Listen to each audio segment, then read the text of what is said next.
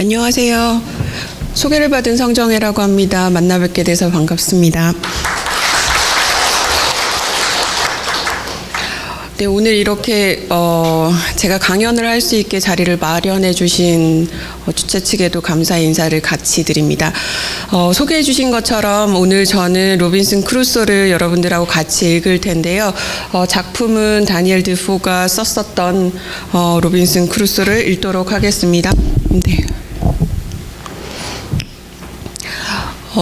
앞서 말씀해 주셨던 것처럼 간단하게 작가가 어떤 활동들을 했었고, 그리고 줄거리를 아주 간단하게 같이 살펴본 다음에 이 작품에 대해서 조금 이렇게 여러분들하고 더 다뤄봐야 될 부분들, 특히 아까 말씀하셨던 근대 인간의 특징과 그 다음에 우리가 생각해봐야 될 부분들에 대해서 함께 살펴보면 될 것 같습니다. 보시는 것처럼 1660년에 런던에서 출생을 한 것으로 알려져 있습니다. 아주 오래된 시기였기 때문에 정확하게 이 사람이 이때 태어났는지에 대해서는 약간의 불분명한 사실들이 있어서 그냥 이때쯤 태어났을 것이다 라고 추정합니다.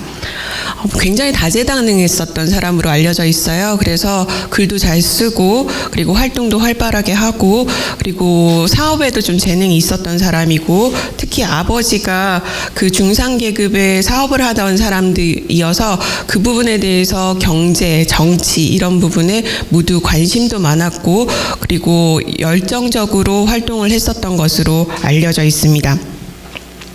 1684년에는 결혼을 했는데요. 부유한 영국 상인의 딸과 결혼해서 8명의 자녀를 낳았다고 알려져 있습니다. 무엇보다도 오늘 주제가 되는 내용은 이 다니엘 드포가 영국 소설의 아버지 또는 근대 저널리즘의 아버지라고 알려져 있는 부분에 핵심을 맞추게 될 것 같은데요. 도대체 왜 다니엘 드포인가? 왜 로빈슨 크루소인가? 오신 분들께서도 궁금해하실 것 같기도 하고, 알고는 있지만 사실은 우리가 소설이라고 하면 로빈슨 크루소를 첫 소설이라고 우리가 말을 한다라는 정도에서 그치는 부분이 좀 있잖아요. 그래서 그 부분에 대해서 조금 더 설명을 제가 나중에 하도록 하겠습니다. 1719년에, 그러니까 1660년에 태어나긴 했는데 한참 있다가, 사실 알고 보면 꽤 초창기에 젊은 시절에 글을 썼었던 것은 아니고, 활동을 원래 좀 그렇잖아요. 다재다능한 사람들이 이것저것 막 이렇게 여러 가지 것들을 해본 다음에 그 다음에 본인의 경험을 녹아내서 작품으로 풀어내는 경우가 많은데, 다니엘 드포는 아마 그랬었던 것 같습니다. 그래서 1719년에 첫 번째 작품을 발표하게 됩니다. 그런데 워낙에 그 본인의 경험이 독특하기도 했었고, 그다음에 각 사회 계층의 여러 사람들을 만나면서 나누고 그다음에 경험하고 했었던 것을 녹아내서 그런지 이 첫 번째 작품이 굉장히 큰 인기를 얻었었습니다. 그런데 보시는 것처럼 우리는 로빈슨 크루소라고 알고 있잖아요. 그런데 제목이 요크의 선원 로빈슨 크루소의 생애와 이상하고 놀라운 모험이라고 제가 길게 적었는데, 이 부분은 왜 이렇게 길게 적었는지 잠시 후에 커버를 보면서 같이 설명을 드리도록 하겠습니다. 이후에 1722년에 몰 플랜더스나 아니면 또 같은 해에 Journal of Plague Year, 그리고 24년에 록사나 같은 작품들을 계속해서 쓰면서 작가로서의 명성을 공고히 이루어 나갔다고 볼 수 있습니다. 그리고 1731년에 사망한 것으로 알려져 있는데, 사망한 날짜는 정확하다고들 많이 다들 인정합니다. 이게 초판 표지인데요. 우리가 생각하는 그 당시의 초판이 저랬었구나. 칼라는 아니긴 하지만 굉장히 다채롭게 초판 표지를 만들었었구나. 그리고 서파도 저렇게 들어가 있는 걸 보면서 신경을 많이 쓴 작품이구나라는 걸 알 수가 있는데요. 왼쪽에는 그 정확하게 누가 그렸는지는 알 수가 없지만 밑에 보면 굉장히 희미하게 적혀져 있기는 한데요. 그린 사람의 이름이 밑에 사인이 되어 있고, 그다음에 이 작품을 읽어보면 염소 가죽으로 옷을 해 입은 것으로 나오잖아요. 그래서 염소 가죽이라고 보이는 털옷 같은 걸 입고 있고, 그다음에 맨발이기는 하지만 뒤에 난파선 같은 배도 보이고 구름도 보이고 자연 속에 서 있는 로빈슨 크루소를 그리고 있는 것으로 우리가 확인할 수 있습니다. 그런데 아까 로빈슨 크루소가 제목이 아니라고 말씀을 드렸었죠. 여기가 첫 표지고 첫 표지에 나오는 이 긴 이름, 이것이 제목이라고 우리가 생각하면 되는데요. 당시에는 책을 쓰면서 지금처럼 강렬하고 임팩트한 그런 짧은 제목이 사람들에게 더 어필하지 않았었던 것 같습니다. 그래서 대부분의 작가들은 이렇게 전체 책 내용을 아주 줄일 수 있는 만큼 줄였지만 그래도 모든 내용을 다 사람들에게 알려줄 수 있는 그런 긴 제목을 만들었었거든요. 그래서 꼭 로빈슨 크루소만 그런 것이 아니라 이 당시에 나왔었던 대부분의 작품들은 제목이 아주 길다라고 생각을 하시면 될 것 같습니다. 그래서 유크의 선언이라는 걸 알려주고 로빈슨 크루소가 그 삶이라고 하는 처음부터 나와 있었던 아주 긴 생애를 작품에서 설명하고 그리고 그것이 모험이라는 것을 독자들에게 알려주고 싶었었던 것 같습니다. 그런데 그 밑에 보면 또 설명이 어마어마하게 길게 되어 있어요. 그래서 이 사람이 어떤 경험을 어떻게 했었는지 이거 보면 읽고 싶어서 이 책 반드시 사보고 싶지라는 마음이 들게끔 했었던 것 같습니다. 그런데 다니엘 드포가 이 책을 내면서 written by himself 이렇게 적었거든요. 그래서 작가가 이 경험을 직접 한 사람, 그러니까 다니엘 드포가 아니라 로빈슨 크루소가 쓴 것처럼 이렇게 적어놨어요. 그러니까 여기에서 우리가 한 가지 알 수 있는 것은 그 당시에 작가라고 하면 남의 얘기를 전해주거나 아니면 신화를 다시 얘기를 해주거나 아니면 엄청난 지식을 일반인들에게 전달해 준다는 그런 믿음 말고 뭔가 다른 어떤 의식들이 태동이 되고 있다라는 것을 우리가 이 표지에서부터 알 수 있다고 생각을 하실 수가 있겠습니다. 여기 초판 표지를 제가 왜 다시 가지고 왔냐면 일러스트를 한 번 더 보고 싶어서 가지고 왔는데요.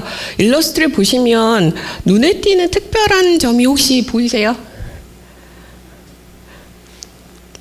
네, 손가락을 이렇게 가리키시는 거 보니까 저게 뭔가 특이하다고 하시는 것 같은데, 이거 가리키시는 거 맞나요? 손에 들고 있는 이거? 네, 총을 들고 있죠. 총 두 자루를 제가 이게 표시가 색깔이 흐릿해서 잘 안 보이긴 한데 양쪽 손에 지금 총을 들고 있고요.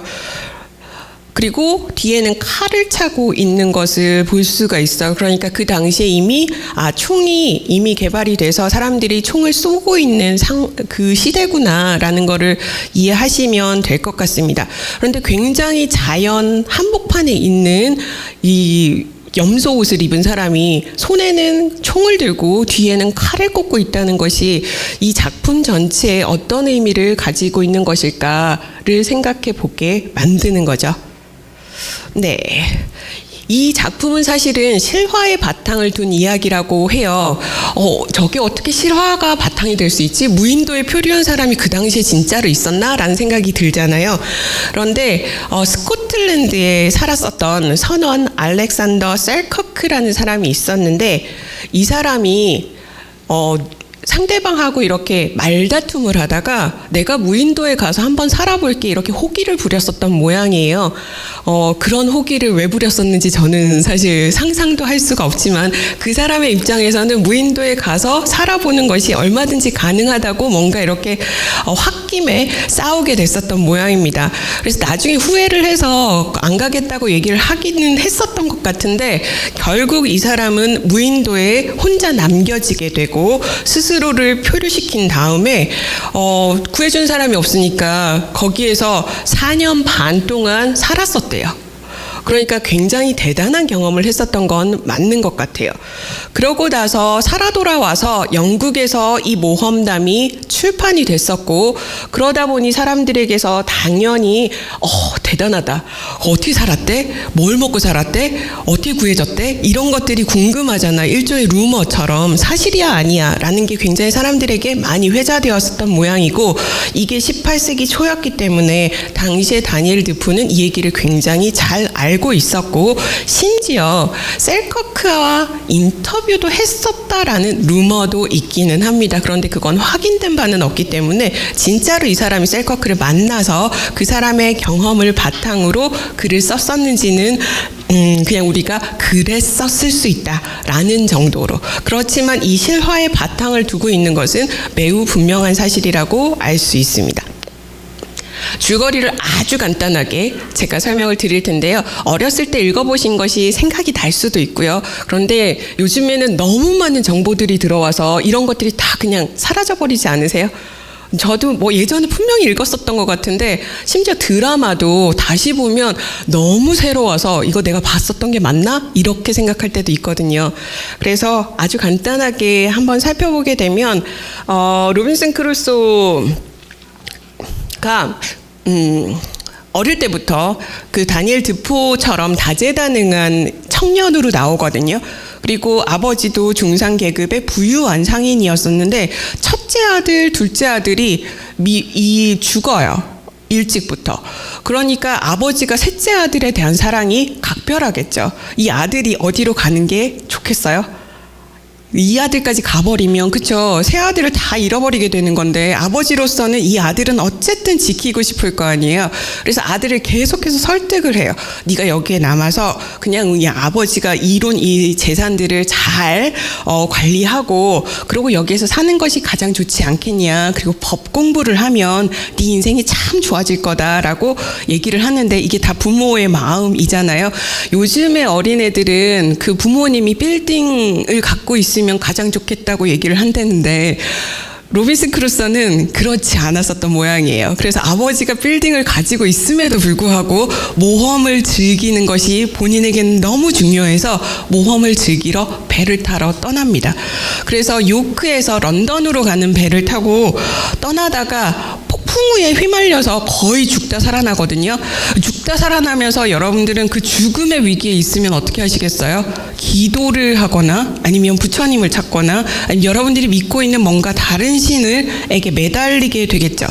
그렇게 됐는데 드포는 우리가 알다시피 영국 사회는 종교가 기독교, 개신교의 바탕을 두고 있는 사회였었기 때문에 이 당시에 로빈슨 크루소가 굉장히 신실하다고 나오지는 않지만 본인이 죽음의 위기에 처해 있기 때문에 한 번만 살려주시면 제가 집으로 가서 아버지의 말씀을 잘 따르고 그리고 거기에서 그냥 눌러 살겠습니다 라고 일종의 무슨 하나님에게 약속 같은 걸 해요. 그런데 이렇게 약속을 하자마자 신기하게 바람이 잦아들고 그다음에 목숨을 구하거든요. 그런데 그런 위기가 지나가게 되면 사람 마음이 또 간사해서 다시 또 예전에 모험을 하고 싶은 마음이 생기잖아요. 그래서 결국은 그 모험을 여러 번 반복하게 됩니다. 그래서 해적에게 잡혀가기도 하고요. 그 해적에게서 잡혀갔다가 도망쳐 나와서 또 구사일생으로 목숨을 건지기도 하고요. 그러다가 결국은 표류하게 되는 거죠. 그래서 무인도에 표류를 하게 되는데 무인도에 표류를 하면서 이제 그 본격적인 로빈슨 크루소의 모험담이 시작이 된다고 생각을 하실 수가 있겠습니다. 그런데 보셔서 아시겠지만 기억이 나시는지 모르겠는데요. 아까 앞에서 잠깐 봤었던 거기에 보면 28년이라고 되어 있어요. 그러니까 이 섬에 28년 동안 갇혀 있게 되는 거죠. 표류된 상태로 그 안에서 28년을 살았다고 한번 상상해 보세요. 전 사실 못 살 것 같아요. 정말 너무 끔찍할 것 같거든요. 그래서 매일 뭐 그냥 살려고 노력은 하겠지만 로빈슨 크루소가 했던 것처럼 그렇게 치밀하고 그다음에 자신을 단련시키면서 정말 끊임없이 자신의 인생을 하나하나 계획하면서 살 수 있을 것 같은 생각은 전혀 들지 않습니다. 그런데 작품을 보게 되면 우리 아까 사회자 선생님께서 말씀해 주신 것처럼 그 당시에 근대 인간이 어떤지를 단적으로 보여주는 인물이라고 말씀을 해주셨잖아요. 근대, 이성적인 인간. 그러니까 말 그대로 그리고 내가 생각하고 나의 모든 것을 계획하고 그대로 따를 때 그것이 계획대로 이루어지는 성과를 낸다는 그런 믿음이 로빈슨 크루소에게는 그대로 보여지게 됩니다. 물론 서바이벌이었겠죠. 살아야 되니까. 아니면 내가 아무것도 안 하고 그냥 무인도에서 가만히 있으면 죽을 수밖에 없잖아요. 하다못해 물고기라도 잡아야 되고 아니면 잎이라도 따서 씹어 먹어야 되고 이런 것들이 근데 생각보다 너무 치밀하게 이루어져요. 그러니까 하루하루에 무슨 일을 했었는지 일일이 다 기록하고 그리고 무엇을 어떻게 밭을 갈고 그다음에 야생동물을 길들이게 될지 그런 것들을 치밀하게 계획하면서 지금 이 로빈슨 크루소 여기 화면에 보이는 것처럼 보시면 앞에 먹을 게 좀 많이 있어 보이죠. 저 과일 같은 것도 있고 고기도 있어 보이고 그러니까 28년 동안 처음부터는 아니었지만 그냥 차츰차츰 시간이 가면서 곡식, 옥수수도 기르게 되고 그 다음에 염소도 길러서 잡아먹을 수 있게 되고 그 다음에 강아지도 키우고 앵무새도 길들여서 말을 배우게 만들고 이런 과정들을 거치게 됩니다. 그래서 여기에서 그 경제적인 인간 그리고 그 경제적인 부를 축적하는 것이 무인도에서도 일어나요. 신기하게. 그러니까 무인도에서 단순히 먹고 자고 일어나서 일하고가 아니라 그 일하는 것 사이에서 부를 축적하는 것을 보여줍니다. 그래서 처음에는 염소 한 마리를 잡았다가 나중에는 그 무슨 염소 3마리가 되고 그 염소가 어마어마하게 숫자가 막 몇십 마리로 늘어나게 되는 그래서 번성하게 되는 과정을 보여준 그 표류기가 되고 있어요. 근데 여기에 이 사람이 지금 손을 모으고 있잖아요. 그렇죠. 이 손을 모으고 있는 게 기도를 한다고 생각을 하시면 될 것 같아요. 그러니까 무인도에서 굉장히 척박한 굉장히 척박한 역경을 겪으면서 자연을 다루고 있는 과정에서 로빈슨 크루소가 깨닫게 되는 것 그리고 본인이 계속해서 실행하는 것은 하나님에 대한 감사 그러니까 종교에 대한 신념이 점점 더 깊어지게 되는 그런 과정을 보여주고 있습니다. 그래서 신의 섭리, 그래서 감사해야 되고 내가 이렇게 살 수 있는 것은 역시나 신의 도우심이 있기 때문에 가능한 것이다 라는 얘기가 지속적으로 반복이 됩니다. 그런데 한 가지 재미있는 것은 그 신에 대한 감사가 여러분들에게는 한결같은가요? 그렇지 않죠? 네, 얘도 똑같이 그래요. 그러니까 이런 먹을 게 풍성하게 수확이 되거나 이러면 신에 대한 감사가 절로 나오고 갑자기 폭풍우가 치고 그다음에 텐트가 날아가고 그다음에 열심히 그 길렀었던 곡식들이 막 물에 쓰러져서 밀려 내려가고 이러면 내가 또 벌 받나 보다. 내가 잘못 살았나 보다. 이렇게 자기 한탄을 하게 되는 게 반복적으로 일어나서 주제는 신의 섭리를 얘기를 하고 있기는 한데 로빈슨 크루소의 모습이 그 한결같은 신에게 충성하는 그런 인간의 모습이 아니다라는 걸 우리가 알 수 있어. 그러니까 한편으로는 인간이 어떤 것인지, 인간의 속성, 인간이 정말 극한 상황에서 어떻게 되는지를 오히려 더 굉장히 사실적으로 보여준다라고 생각을 할 수가 있겠죠. 그 다음에 나중에는 이제 프라이데이라는 슬레이브 노예를 구해주고 이 노예를 자기가 길들이게 되는 과정을 거치게 되고 여러분들이 많이들 기억하는 것은 이 로빈슨 크루소와 프라이데이의 섬에서의 삶을 기억하고 계실 거예요. 그래서 주종 관계가 형성이 되는 거죠. 이후에 다시 프라이데이의 아버지나 아니면 반란이 일어나는 영국 선장을 구해주기도 하고요. 그렇게 하면서 28년 동안 이 섬에 표류되어 있다가 로빈슨 크루소는 극적으로 구출이 돼서 다시 영국으로 돌아가긴 합니다. 그런데 영국으로 돌아가긴 하는데 이 중간에 앞에 아버지의 명을 어기고 배를 타고 난파됐다가 또 다시 모험을 떠났었다고 그랬었잖아요. 중간에 보면 브라질에 가서 농장 경영하는 것을 배우거든요. 그래서 사탕수수 같은 이런 농장을 경영하는 거를 배우게 되고 그러면서 투자를 해요. 투자. 여러분들 투자하면 혹시 투자한 것들 좀 생각나세요? 잘 투자하고 계신가요? 망해요. 네.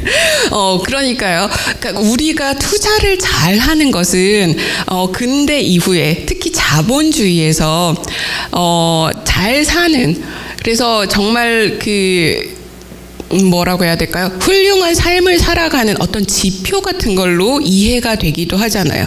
그러니까 공부만 열심히 하고 뭐 밥 못 먹고 그다음 가난하게 살고 그다음에 이런 것들보다도 자기가 자수성가하는 사람들을 굉장히 칭송하고 그 사람들에 대한 존경을 표현하는 것들이 있죠. 이때부터 이미 그런 것들이 시작이 되었다고 생각을 하시면 될 것 같습니다. 조금 있다가 한 번 더 설명이 나오긴 하겠지만 그 이전에는 왕정 시대였었기 때문에 말 그대로 왕, 그 밑에 귀족들은 부를 어떻게 축적합니까? 그냥 내려오는 거죠. 부모님이 내려주시면 저 넓은 땅덩어리들이 다 내 거. 그래서 그 집에 태어나면 나도 부자. 그런데 가난한 집에 태어나면 그냥 어쩔 수 없이 가난하게 평생을 살아야 되는. 그런데 근대 이후에 오게 되면 상업이 발달하고 그다음에 중산계급이 발달하는 것 자체가 돈을 다른 방법으로 물려받지 않은 다른 방법으로 돈을 벌 수 있는 수단이 생긴다는 것이고 그거에 한편 좋은 방법은 투자를 하는 것이고 투자의 또 다른 방법은 무역이 되는 것이죠. 물건을 사고 파는 개념이 이때부터 본격적으로 왕성하게 일어나게 됩니다. 그래서 브라질에 있는 농장에 투자를 해서 어마어마하게 많은 돈을 벌고요. 그 다음에 자기가 굉장히 그냥 인형 같은 거 이런 거 조만조만한 거를 한 5파운드 정도 사서 브라질에 가서 팔았더니 그게 30파운드가 되는 6파운드를 썼는데 30파운드가 되는 한 5배 정도의 이익을 남기는 이런 일들이 일어나게 돼요. 28년이 지나고 나서 영국으로 돌아와서 봤더니 자기가 그 전에 투자했었던 돈이 너무 많아진 거예요. 그래서 로빈슨 크루소는 엄청나게 부자가 되어 있는 걸 발견하게 됩니다. 그러고 나서 자기가 머물렀었던 무인도에 다시 식민지를 만들고 그다음에 여러 가지 경험들을 다시 하게 되면서 이 큰 돈을 벌었었던 것으로 다시금 여행을 떠나겠다라는 다짐을 하면서 이 작품이 이제 마무리가 되는데요. 짧게 설명을 하겠다고 하면서 생각보다 줄거리를 많이 오랫동안 설명을 했었던 것 같아요. 자, 그러면 이것이 왜 첫 번째 영국 근대 소설로 이해가 되는지 한번 살펴보도록 할 텐데요. 소설의 등장은 18세기에 나왔다라고 되어 있어요. 혹시 알고 계셨어요? 소설 너무 우리에게 익숙하죠. 여러분들은 뭐를 읽는 걸 더 좋아하세요? 여러 장르들이 있죠. 시, 소설, 그다음에 연극 대본, 에세이 읽는 거 좋아하세요? 아, 네네. 왜 에세이 어떤 면에서 좋으세요? 네, 잘못 들었습니다. 이게 제가 추가적인 질문을 하면 좀 당황스러우시죠? 네. 에세이를 읽는 것도 좋아하시고, 그리고 시를 읽는 분은 또 시 나름대로의 그 함축적인 미를 굉장히 사랑하는 분들도 많으실 거라고 생각을 해요. 그런데 우리는 지금 소설에 굉장히 익숙하죠. 특히 어떤 부분에 익숙하냐면 플롯, 소설에 따라가는 이야기 구조가 재밌어서 특히 드라마 볼 때도 그러시지 않아요? 다음에 어떻게 되지? 다음에 저거 어떻게 됐어? 왜 저렇게 됐어? 이런 부분 때문에 소설에 흥미를 갖게 되고 푹 빠지게 되는 경향이 있는데 그런 소설이 18세기 그러니까 지금으로부터 그리 오래되지 않은 때 나왔었다는 것을 알게 되면 대부분의 사람들은 그거밖에 안 됐어? 라고 생각을 하게 됩니다. 그래서 소설이라고 하는 것의 가장 중심적인 특징, 산문체, 그러니까 시나 아니면 서사시 같은 데서 나오는 그런 표현들이 아니라 길게 내러티브가 있는 설명하는 그런 것들이 있죠. 그런 것들은 이 당시에 나왔다라고 생각을 하시면 됩니다. 이것보다도 더 중요한 최초의 영국 소설이라고 하기보다는 최초의 소설이라고 우리가 얘기를 하는 것에는 다른 요소들이 굉장히 많이 있기는 한데요. 동시대성이라고 얘기를 합니다. 이게 무슨 말일까요? 동시대성이라고 할 때 딱 안 와닿으시죠?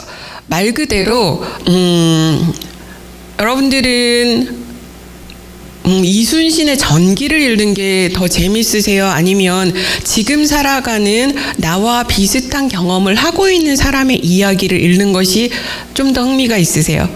물론 주관적인 차이가 있기는 하지만 소설을 고를 때 저는 저와 동시대에 사는 사람이 어떤 경험을 하고 어떻게 살아나가는지를 볼 때 훨씬 더 흥미가 가는 것 같아요. 그래서 역사소설이나 SF도 물론 재밌기는 하지만 오히려 더 소설에 많은 바탕이 되는 건 지금 현재 한국 아니면 미국 다른 곳에서 어떤 경험들을 하고 있는 것인지를 내 눈으로 직접 읽는 것이 재미있다라고 생각을 할 수가 있는데 이것이 이때 나왔다는 거예요. 좀 믿기 힘드시죠?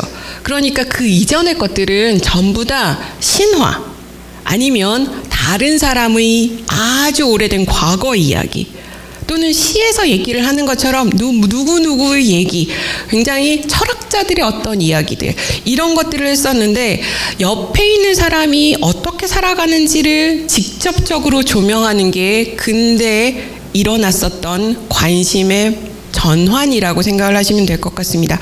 그래서 신 중심에서 인간 중심으로 오게 되었다는 것이 이 부분과 맞물려 있다고 생각을 하시면 될 것 같아요.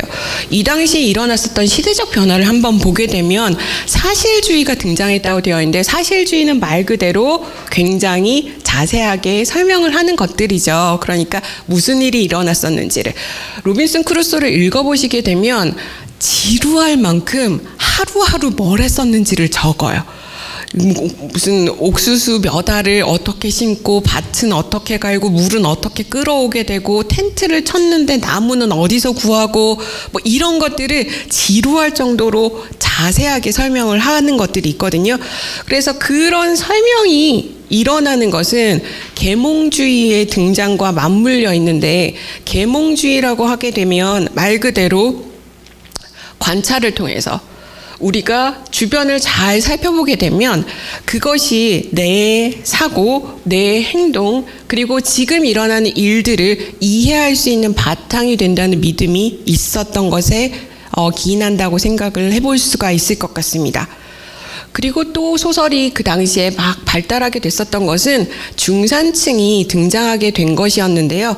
중산층이라고 하면 자본주의가 시작되면서 부를 축적하게 되는 계급이잖아요. 말 그대로 기존의 엘리트 계층, 귀족 계급하고는 다른 계급이라고 생각을 하시면 되겠습니다. 스스로를 교육을 시켜야 되는데 그렇게 될 때 이 중산층들이 할 수 있었던 방법들은 소설을 읽으면서 주변 사람들의 일에 관심을 갖게 되고 그럼으로써 자연스럽게 소설이 더 왕성하게 발전할 수 있는 계기가 마련이 되었었다라고 볼 수 있어요. 세 번째로는 상업소설의 등장이라고 얘기를 했는데 말 그대로 상업소설이라고 하면 돈을 벌 수 있는 소설인데 돈을 벌려면 어떻게 해야 될까요? 소설을 많이 팔아야 되겠죠. 네, 맞아요. 많이 팔아야 되는데 예전에는 종이가 없었고 인쇄 기술이 발달이 되어 있지 않았었기 때문에 책을 가진다는 건 굉장히 귀한 일이었었어요. 그런데 이 책이 굉장히 많이 인쇄술이 발전하면서 많이 찍을 수가 있으니까 많은 사람들에게 금방금방 읽힐 수가 있게 되겠죠. 그런 것들이 본격적으로 한꺼번에 동시다발적으로 일어나면서 이 근대 소설이 왕성하게 발전되는 그런 계기가 마련이 되었다라고 생각을 하시면 될 것 같습니다. 그래서 그 다음으로 이제 우리가 조금 지루하실 것 같기도 하고 이 정도면 이제 로빈슨 크루소에 대한 기본적인 이해는 여러분들이 하신 것 같아서 로빈슨 크루소를 기억은 하는데 이것이 왜 우리가 지금 읽어야 할 것인가? 왜 로빈슨 크루소를 또 우리가 다시 한번 이런 모교 철학에서 다뤄야 될 것인가에 대해서 생각을 해보자면 예전에 있었던 아주 훌륭한 작품, 우리가 작품으로 인정하고 다시 읽어야 된다고 하는 작품들은 대부분 지금도 다시 읽혀지는 것들이 많이 있어요. 근데 다시 읽혀진다는 얘기는 그만큼 우리에게 생각할 거리를 준다는 얘기겠죠. 또 한편으로는 그 주제는 우리에게 반복적으로 일어나는 일일 수 있다라는 겁니다. 물론 조금 다른 초점이긴 하지만 여기에 제가 3가지 정도의 다시 리메이크된, 그러니까 로빈슨 크루소의 주제가 동일하게 반복되고 있는 최근에 만들어졌었던 것을 가지고 왔는데요. 혹시 이 캐스트 어웨이라고 하는 작품을 들어보신 적은 있으세요? 네. 보신 분들도 좀 계실 것 같아요. 네. 제가 학교에서 수업을 하게 되면 학생들이 너무 어려서 요즘에는 제가 뭘 예를 들면 잘 못 알아들어서 굉장히 속상하거든요. 세대 차이를 많이 느끼기도 하고, 네. 근데 여기, 네, 다 알고 계셔서 굉장히 기쁜 마음으로 이 캐스트 어웨이에 대해서 설명을 할 수가 있을 것 같습니다. 예전에 나왔었던 영화인데, 무인도에 표류가 되는 페덱스 직원의 이야기기는 하거든요. 톰 행크스가 주연을 했었는데, 무슨 내용들이 반복되는지 혹시 감이 잡히실까요? 지금 탈출하기 전에 여기에서는 그 로빈슨 크루소는 배가 직접 와서 그 배를 얻어 타고 나오는 탈출이 있는데, 이 캐스트 어웨이에서는 이 사람을 구해주러 어떤 배도 오지 않아요. 정말 4년 반 동안에 그 셀커크처럼 그 무인도에 표류가 되어 있었는데 누구도 구해주러 오지 않기 때문에 이 페덱스 직원은 온갖 방법을 다 고안하고 정말 뗏목도 스스로 이렇게 나무 잘라서 만들고 이렇게 해서 그 섬에서 탈출하게 되는 과정을 그리고 있습니다. 매우 비슷한 것은 표류가 원하지 않게 되었죠. 내가 셀커크는 굉장히 드문 경우고요. 나를 표류시켜줘 이래서 본인이 무인도에 들어간 거고, 나머지 경우는 무인도에 들어가고 싶으신 분 있으세요? 전 억만금을 준다고 해도 거기 들어가고 싶지는 않을 것 같아요. 네, 돈이 사실 필요가 없게 되죠. 굉장히 useless, 가치가 없게 되는 공간인데, 그 공간에 어쩌다가 표류가 되어서 정말 자연의 그 무시무시한 상황 앞에서 온갖 그 고통을 겪어내면서 극복하는 과정이 캐스트 어웨이에도 나오고 로빈슨 크루소에도 동일하게 반복됩니다. 그래서 여기에서 약간 제가 트레일러를 같이 보려고 어떤 식으로 진행이 되는지 비슷한 점을 여러분들이 함께 살펴볼 수 있으면 좋을 것 같아요. 그런 작품이 캐스트 어웨이인데요. 그래서 동일한 주제가 지금 반복이 된다는 거죠. 인간이 저렇게 무인도에 표류가 됐었을 때 어떻게 생존할 것인가. 그러니까 사실은 우리 지금의 삶 자체도 생존이긴 하잖아요. 물론 저 정도의 극한의 상황에서의 생존은 아니지만 여러분들 매일 마주하는 선택과 결정, 그 모든 것들이 사실은 생존인 거잖아요. 그 생존을 우리가 어떻게 받아들이고 맞닥뜨릴 것인가. 그것이 근대 인간이 그 부분을 어떻게 마주할 것인가를 질문하는 것이었다면 지금 캐스트 어웨이에서도 동일하게 그 생존의 문제를 질문하고 있는 거라고 볼 수가 있어요. 로스트는 미국에서 방송됐었던 미국 드라마인데요. 이건 아마 못 보신 분들도 꽤 많을 것 같아요. 그런데 김윤진이라는 한국 배우가 여기에 나왔었어요. 그쵸? 그거는 그때 왜냐하면 우리 미국에 막 가서 뭐 누가 나왔다 이러면 굉장히 그 당시에는 없던 일이라 사람들이 막 계속해서 방송에서 보여주고 막 말하고 이랬었잖아요. 그것 때문에 회자가 됐었는데 지금처럼 막 무슨 넷플릭스니 막 이런 것들이 우리가 막 쉽게 구해서 볼 수 있었던 때는 아니어서 로스트를 보신 분들은 많지 않을 수도 있을 것 같습니다. 역시나 비행기 추락사고로 무인도에 여기에선 70명이 떨어져서 이 사람들이 생존하는 과정을 보여주고 있어요. 그 다음에 세 번째로 제가 가져온 건 더 마션이라고 그 화성에 가는 탐사선에서 이 사람이 의도치 않게 화성에 내렸다가 다시 궤도로 올라가는 우주선을 타야 되는데 혼자 떨어지게 돼요. 그래서 화성 탐사 그 돔이라고 해야 되나? 그 안에서 본인이 살아남는 과정을 그리고 있는 건데 SF여서 저거는 뭐 로빈슨 크루소하고 같다고 볼 수 있나? 저 완전히 다른 얘기 아니야? 라고 생각을 해볼 수가 있는데 한번 그 트레일러를 같이 볼까요? 요 장면 나올 거기 때문에. 그리고 구하러 가기는 합니다. 네. 그러니까 여기에서 SF라고 하지만 혹시 공통되는 점을 발견하실 수 있으시겠어요? 공통되는 점. 생존이라는 공통점이 있죠. 그런데 여기에서는 어떤 게 더 극한으로 갔을까요? 아까 캐스터웨이나 로빈슨 크루소보다 좀 더 끔찍하지 않으세요? 네, 화성에 혼자 떨어져 있다고 생각을 해보세요. 일단 적어도 태평양 한가운데 있으면 여기가 지구고 누군가 지나가다가 나를 구하러 올 수도 있을 거다라는 이런 희망이라도 있을 텐데 여기는 지구에서 우주선을 보내서 얘한테 도달하는데 4년 반이 걸린대요. 그러니까 그동안에 뭔가를 해야 되는 그 극한의 상황. 한 번도 인류가 맛보지 못한, 경험하지 못한 어떤 재난 상황에서 어떻게 그걸 대처할 것인가. 그런데 이건 굉장히 다른 얘기 같긴 하지만요.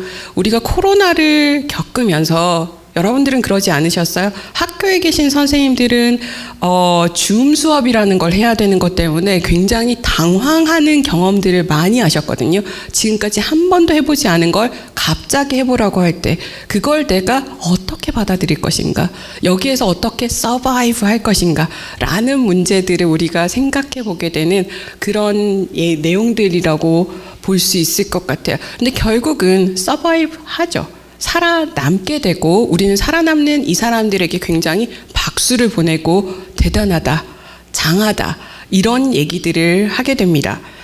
그래서 사회적인 배경과 이런 것들에 대해서는 제가 준비를 해오기는 했었는데 아주 간단하게 하나만 설명을 하게 되면 로빈슨 크루소가 지금 그려지고 있는 시대는 17세기 영국이라고 되어 있기는 해요. 그러니까 말은 18세기에 나온 소설이긴 한데 다니엘 드포가 그리고 있는 것은 그러니까 자기가 살았었던 세기보다 한 50년, 100년 전에 그 당시라고 세팅을 잡고 있는 거죠. 그렇게 봤었을 때 그 당시의 영국은 어땠을까? 정치적으로 굉장히 혼란스러웠고요. 왕정이 일어났다가 왕정 무너뜨리고 크롬웰이 집권을 했다가 다시 또 크롬웰이 축출되고 왕정이 복권되는 그런 파란만장한 영국의 막 피의 내전이 일어났었던 그런 시기이고요. 크롬웰이 집권하게 되면서 크롬웰을 어떤 사람들은 굉장히 전제 정치의 끝장판이라고 얘기를 하기도 하고 또 한편으로는 영국을 구한 구국의 성인 이렇게 얘기를 하는 극적인 사람으로 보고는 있는데 그 중에 하나가 크롬웰이 여기에 보시는 것처럼 항해법이라는 것을 제정을 해요. 항해법이라는 것에 대해서만 잠깐 설명을 하자면 당시에 돈을 벌려면 아까 말씀드렸던 것처럼 근대는 무역이 발달하고 돈을 벌게 되는 자본주의가 태동이 되는 시기라고 말씀을 드렸었잖아요. 그러니까 그 돈을 벌려고 할 때 나라가 부강해지려면 다른 나라와 무역을 해야 되는데 무역이 지금처럼 비행기로 갈 수가 없었기 때문에 대부분 배로 갔었거든요. 그러면 배가 중심이 돼서 영국 배가 여러 곳을 돌아다니게 되면 그만큼 돈을 많이 벌게 된다는 거였었는데 네덜란드가 그 당시에 패권을 많이 장악하고 있었어요. 그걸 가져오기로 생각하고 크롬웰이 해상을 장악하게 됩니다. 그래서 그 일이 일어나고 난 다음에 여러 설명들이 더 있어야 되긴 하지만 나중에 영국이 해가 지지 않는 나라가 되는 것은 이때부터 기반이 마련이 된다고 생각을 하시면 될 것 같아요. 그러니 영국이 그만큼 부유한 나라가 되는 거였었죠.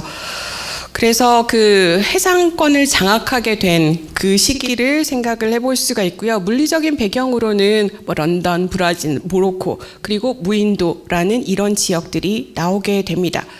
캐릭터에 크루소에 대해서 간단하게 한번 살펴보고 넘어가면요. 중상 계급이었었고요. 스스로를 이제 바다에서의 모험을 사랑한다고 말을 할 정도로 모험심이 굉장히 강한 사람이었었어요. 첫 번째 항해, 두 번째 항해 어쨌든 계속 돌아가서 살아 돌아오는 그런 경험을 하게 되는데 그럴 때마다 다시 떠나고 이렇게 되고요. 그다음에 기록을 엄청나게 철저하게 하고 그다음에 아까 영화에서도 그랬고요. 로빈슨 크루소에서도 그랬고요. 여러분들은 일기 쓰세요? 일기 쓰세요? 어릴 때 학교에서 쓰라고 할 때 좀 쓰시고 요즘에는 잘 안 쓰시기는 하시죠. 네, 뭐 제가 안 쓰니까 모든 분들이 다 안 쓴다고 생각을 합니다. 그래서 안 써요, 저도. 그리고 심지어 무슨 막 계산하고 이런 거 싫어하기 때문에 그런 거 잘 안 하고 그냥 내버려 두는데 이 당시에는 그런 기록과 캘큘레이션이 정말 그 근대 인간을 상징하는 어떤 것이었어요. 특히 몇 시에 일어나서 몇 시에 밥 먹고 어떤 일을 하고 이런 규칙적인 삶을 살아가는 것이 굉장히 중요했었는데 그 규칙적인 삶이 뭐와 연결이 되냐면 특히 시골에서 농사를 하거나 아니면 공장에서 기계를 돌리거나 시간이 굉장히 중요하죠. 시간을 어떻게 쓰느냐에 따라서 결국은 뭐로 연결이 될까요? 부의 축적과 연결이 되는 거기 때문에 노동과 그런 규칙적인 삶은 굉장히 중요한 요소들이었습니다. 그리고 종교적인 체험을 하고 하나님을 믿게 되는 그런 것들이 있었는데요. 자, 이 사람의 캐릭터를 조금 제가 설명을 하자면 이런 여러 가지 것들이 있는데 로빈슨 크루소 아니면 캐스트 어웨이에 나왔었던 그 페덱스 직원 그다음에 화성에 떨어졌었던 그 화성 탐사선의 승무원 전부 다 여러분들은 어떻게 생각하세요? 이 사람들의 성품이나 아니면 캐릭터들이 내가 닮고 싶은 그런 성격들을 가지고 있나요? 여러분들은 어떠세요? 응? 어떠시다고요? 침착해요. 아, 네네네. 침착해요. 맞아요. 어떤 상황에서도 당황하지 않는 것 같아요. 놀라운 능력이죠. 일단 우리는 당황하게 되면 모든 걸 다 망쳐버리잖아요. 머리로 생각을 엄청나게 차분하게 합니다. 감사합니다. 이성적이라는 게 굉장히 연결이 많이 되죠. 이성적이기 때문에 어떤 일을 결정할 때 사리 판단을 굉장히 분명하게 하는 경우가 있고요. 그리고 지적이기 때문에 무슨 일을 어떻게 해야 되는지를 잘 알고 거기에 맞춰서 살아나가게 돼요. 그리고 열심히 일해요. 무엇보다도. 게으르지 않아요, 이 사람들은. 그러니까 우리가 자녀들에게 또는 사회에서 내가 누군가를 고용하면 이런 사람 고용하고 싶으실까요? 회사에 전 이런 사람이 있으면 좋을 것 같아요. 뭔가 이렇게 어려움이 닥치면 잘 해결해 줄 것 같잖아요. 그런 요소들을 다 갖추고 있는 면모가 로빈슨 크루소에게는 있습니다. 여기까지는 제가 굉장히 좋은 얘기를 하고 있죠. 프라이데이를 한번 볼까요? 아까 노예를 자신의 종으로 데리고 있는다고 말씀을 드렸었는데 프라이데이는 26세의 젊은 청년이고요. 올리브 피부색을 가졌다고 하는 걸로 봐서는 백인은 아닌 걸로 알려져 있습니다. 그런데 굉장히 생기 있고 똘똘한 눈을 가지고 그다음에 하얀 이빨을 가지고 있고 그리고 충직하면서도 용감하고 호기심도 많고 똑똑해요. 그리고 이상하게 이 노예에 대해서 편견을 가지고 있을 수도 있는데 그런 편견을 무색하게 할 만큼 굉장히 백인과 그다지 다르지 않은 요소들을 성품들과 성격들을 가지고 있다고 볼 수가 있습니다. 그런데 이 두 사람을 비교를 하게 되면 로빈슨 크루소와 프라이데이는 한 명은 지도자고요. 한 명은 따라가는 사람이에요. 종인 거죠. 프라이데이를 나중에는 종이라고 얘기를 하고 자신을 마스터라고 얘기를 하거든요. 주인님이라고 부르라고 얘기를 합니다. 주인님이 마치 자기의 이름인 것처럼 프라이데이에게 가르쳐요. 그리고 우리는 로빈슨 크루소가 문명화된 사람, 계몽된 사람이라고 얘기를 하고 프라이데이는 야만인이라고 보게 되는 거죠. 그러니까 이 작품에서 굉장히 구분이 명확하게 이루어지고 있어요. 로빈슨 크루소가 자신을 문명화된 사람, 그리고 프라이데이는 미개한 사람. 그래서 문명화되게 가르쳐야 되는 사람으로 나누고 있는 거죠. 그 외의 성품들은 둘 다 친절하고, 그다음에 충직하고, 그다음에 서로에게 굉장히 성실한, 그리고 용감한 성격들을 가지고 있다고 얘기가 됩니다. 주요 주제를 잠깐 한번 살펴보도록 할 텐데요. 우선은 아까 말씀드렸던 것처럼 그 이성에 기인한 용기와 결단이 이 소설에서는 반복되는 주제입니다. 그래서 그것들이 지금 새롭게 그 드라마나 아니면 영화에서도 반복적으로 우리가 살펴볼 수 있는 주제라고 볼 수가 있는데요. 그러려면 게으르지 않고 어떻게 해야 돼요? 열심히, 근면하고 성실한 것이 바탕이 되어야 되는 거죠. 그리고 한편으로는 이 기독교적 세계관이 그대로 드러나 있어요. 이 작품에서 여러분들은 어쩌면 이 부분은 불편하다라고 생각을 하실 수도 있는데, 불편하다라는 것보다도 그 당시의 문화, 특히 영국의 문화를 이해하고 이 작품을 접근을 하시면 기독교적인 세계관이 그다지 불편하지는 않으실 것 같아요. 요즘에는 많이 희석되긴 했지만 17, 18세기만 해도 신 중심에서 인간 중심으로 넘어오긴 했지만 여전히 사람들의 사고를 장악하고 있는 것은 기독교적인 세계관이었다고 볼 수가 있습니다. 그래서 감사가 항상 일어나야 된다고 보는 거죠. 그리고 중요한 주제가 권력과 통제, 파워, 힘이 어디에 있는가. 그래서 힘이라는 게 로빈슨 크루소에게 있어 보이세요?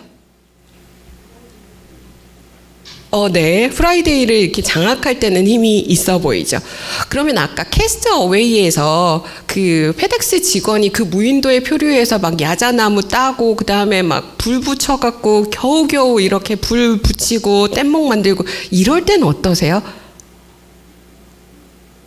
화성에 떨어진 그 승무원이 정말 어렵게 그 돔 안에서 물 쫄쫄쫄쫄 만들어갖고 그 포테이토 만들어내고 이런 거에서는 여러분들 어떻게 보세요? 권력이라는 게 있어 보이세요?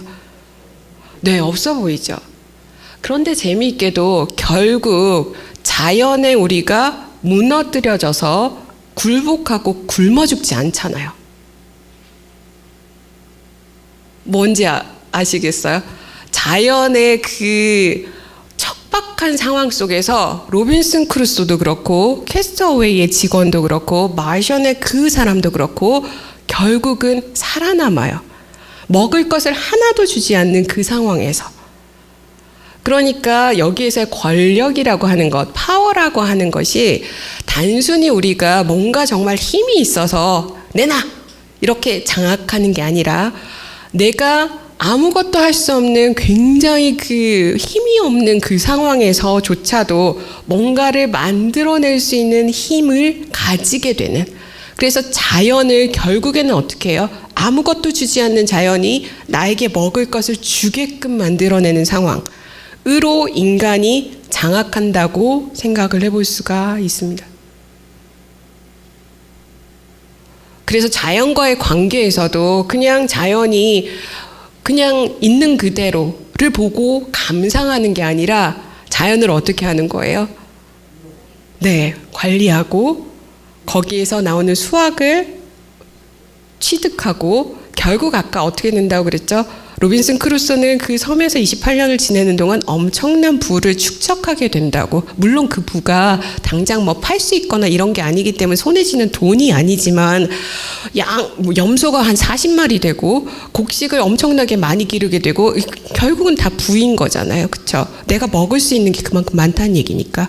그래서 그런 자연과의 관계, 권력의 통제, 자연과 인간과의 갈등, 대립 이런 것들이 주요 주제라고 볼 수가 있을 것 같습니다.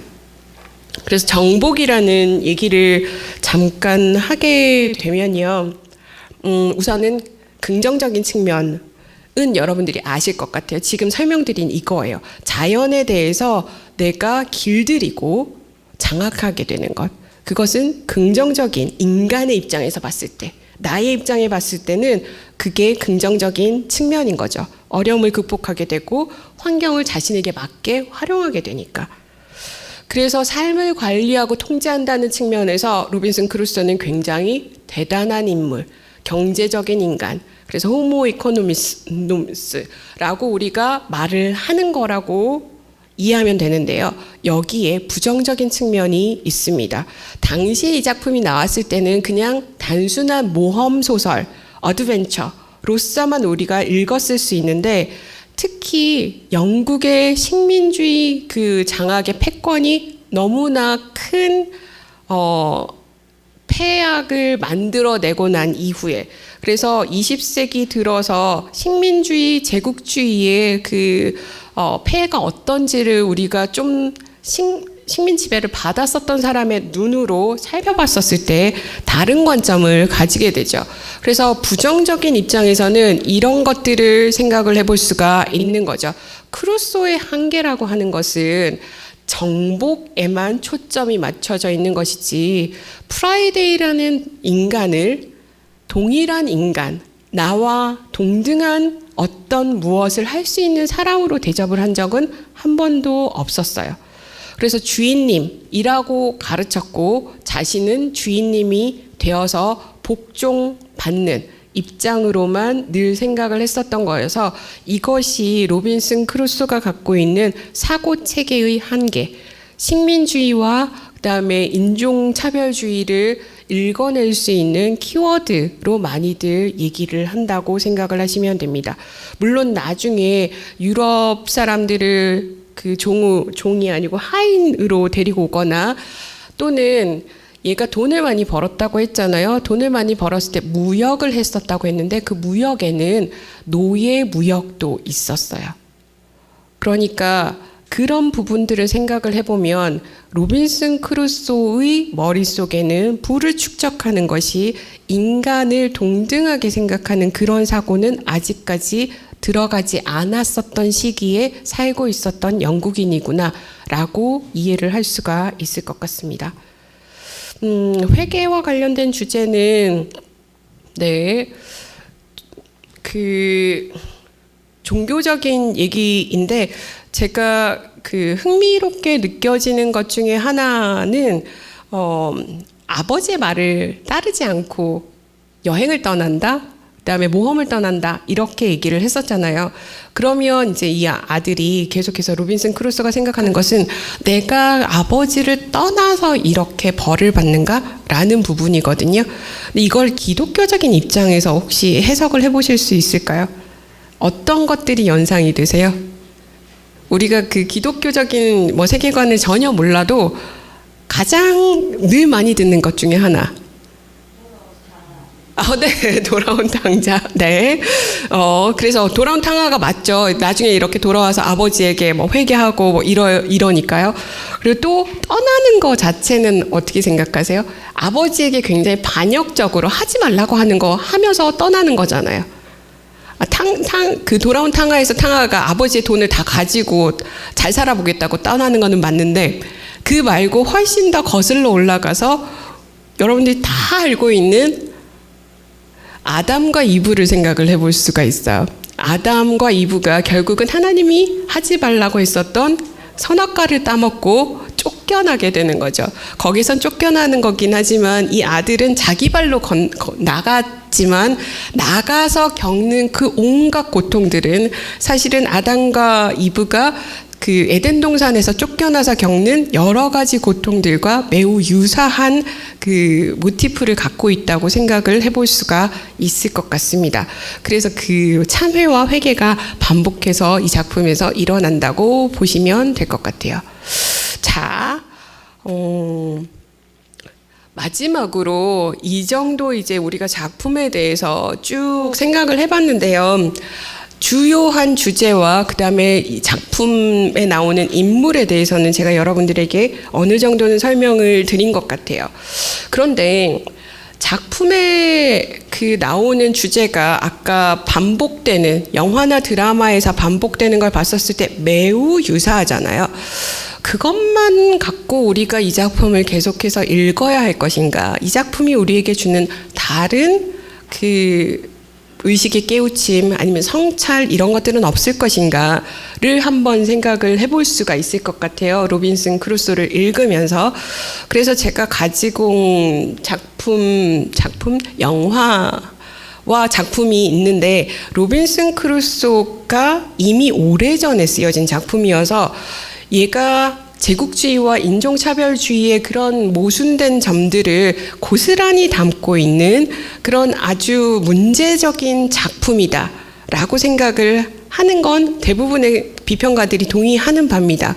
그렇기 때문에 이 작품을 그러면 어떻게 다시 써볼 수 있을까라는 고민들을 작가들이 많이 했었던 것 같아요. 그러니까 우리는 이 작품을 보는 하나의 관점으로 다시 쓰기를 한 작품들을 통해서 로빈슨 크루소를 다시 읽어볼 수 있을 것 같은데요. 이렇게 설명을 드리면 저게 무슨 말이야 라고 생각을 하실 수가 있을 것 같아서 제가 슈렉을 잠시 한번 보려고 해요. 이 애니메이션도 다들 알고 계실 것 같은데 슈렉 뭔지 아시죠? 그 애니메이션인데 초록색 괴물 나와서 그 굉장히 귀여운 당나귀랑 너무너무 애달프게 이렇게 여러분들을 쳐다보는 고양이 나오는 그 애니메이션이거든요. 그 고양이는 여기에 나오지 않고요. 어떤 장면들이 나오는지 한번 보고 얘기를 해보도록 할게요. 이 영화를 보신 분도 있을 테고 그렇지 않은 분도 계실 것 같은데 이 영화 보신 분들은 혹시 어떤 생각들이 드셨었어요? 그 생각들이 지금 제가 여러분들하고 나누려고 하는 생각이긴 한데 피오나 공주가 이렇게 돼서 여러분들은 어땠어요? 싫어요? 별로예요? 공주는 이뻐야 되는데 왜 저런 모습으로 나왔지? 네. 또 다른 아이디어들은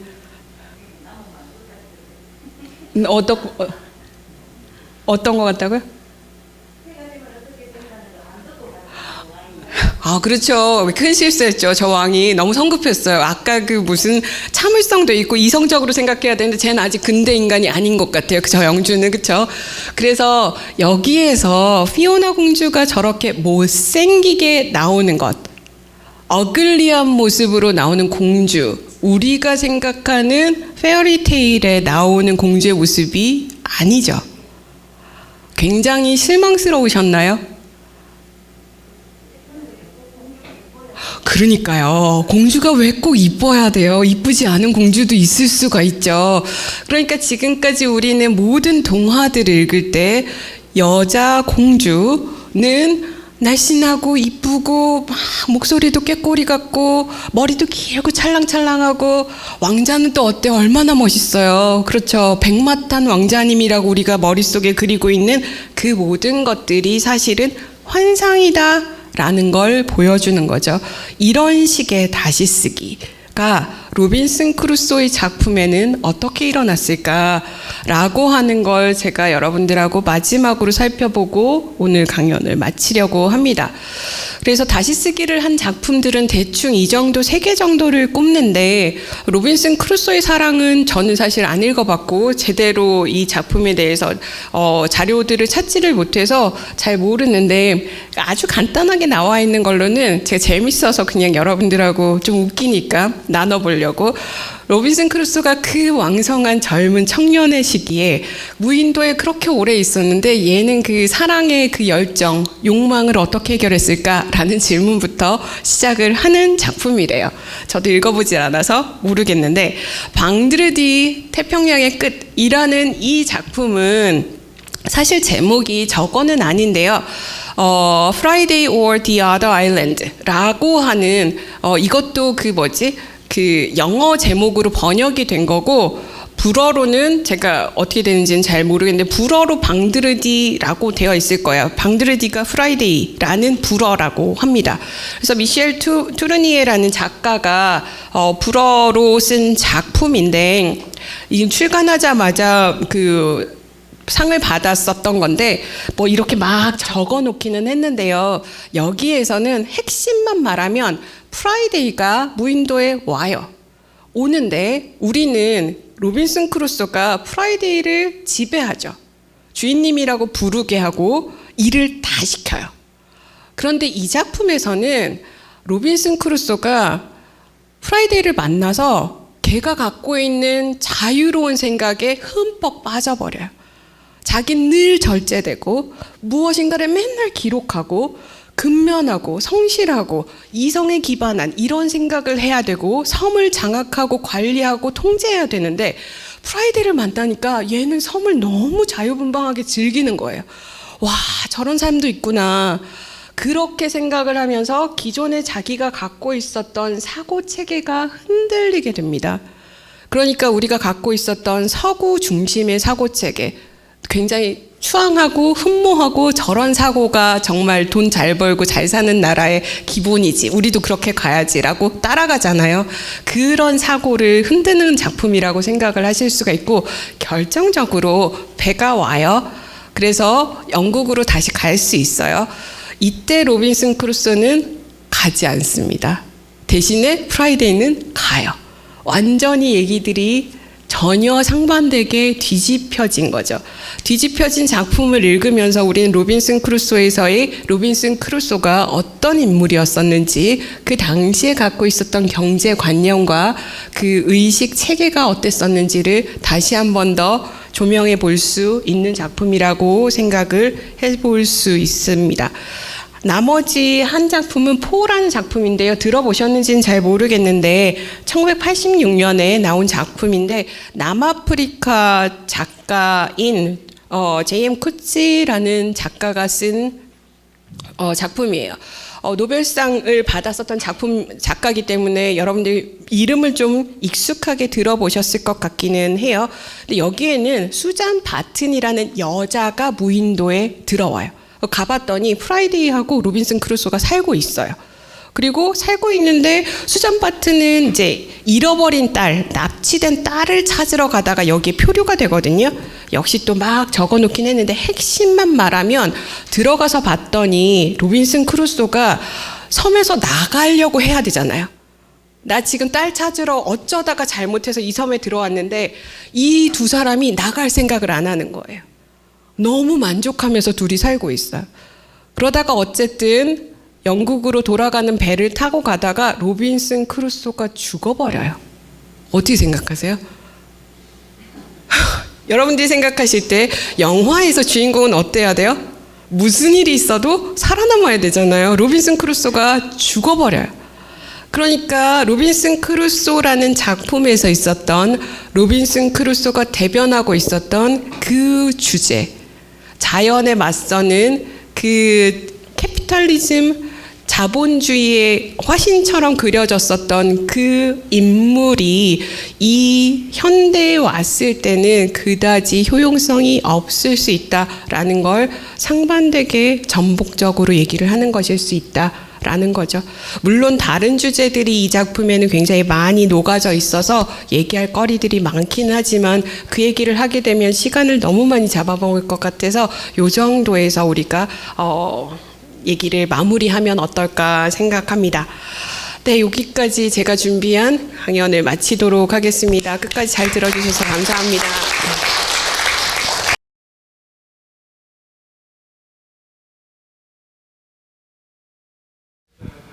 예, 이후 순서 토론 진행을 하도록 하겠습니다.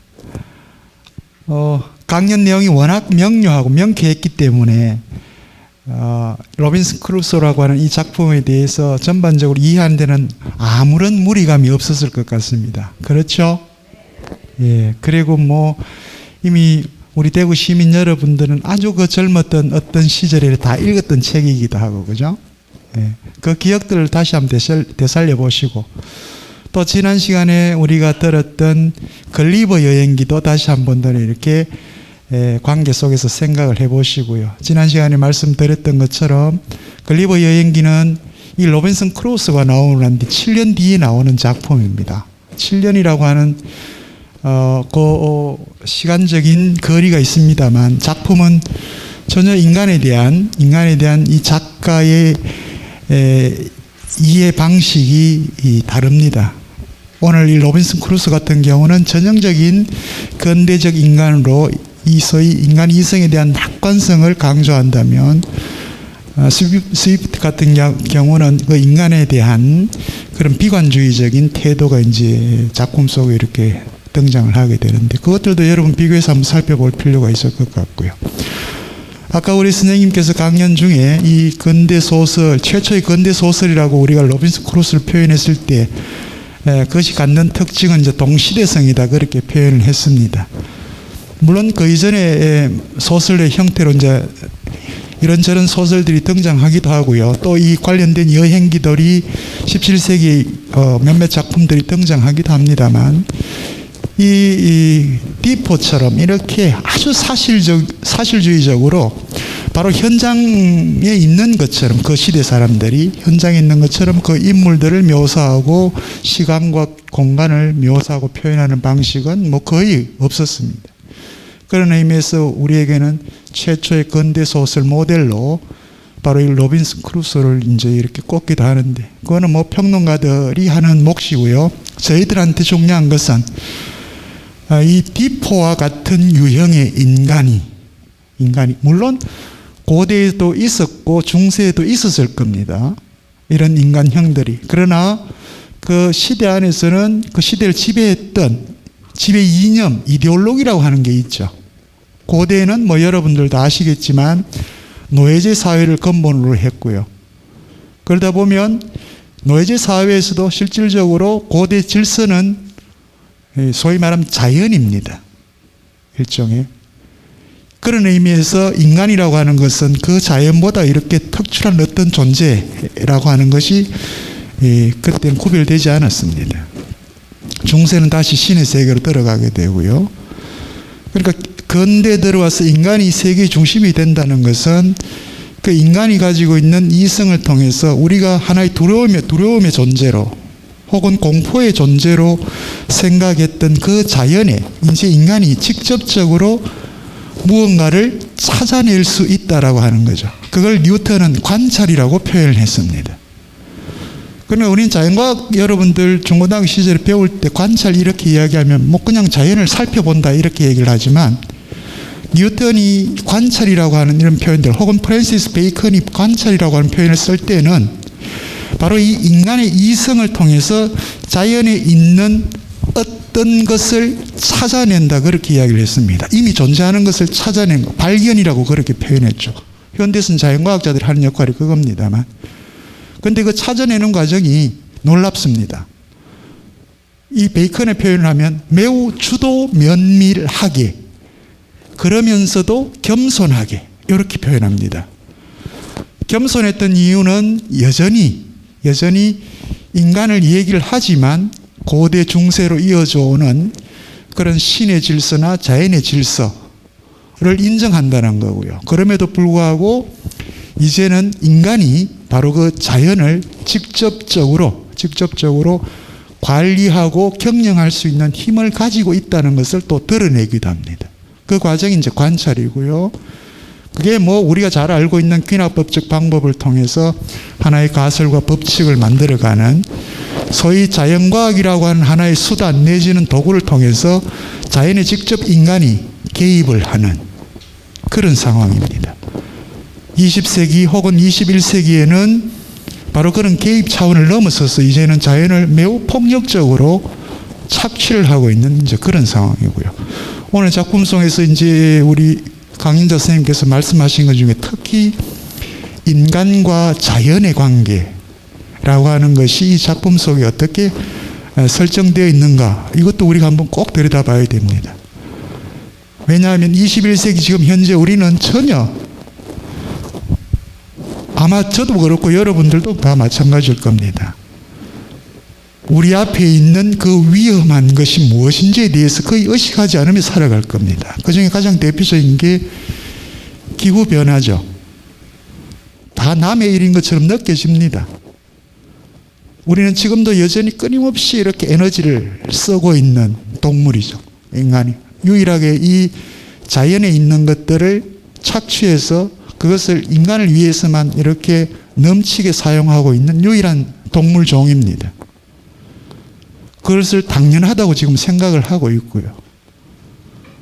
그게 이제 바로 오늘 다니엘 디포가 로빈슨 크루소라고 하는 작품을 통해서 보여줬던 그 크루소 같은 인간형이 여전히 18세기 혹은 17세기에 등장했다는 그 사람은 21세기도 여전히 유효하다는 걸 보여주는 거죠. 그게 이제 우리의 모습이기도 합니다.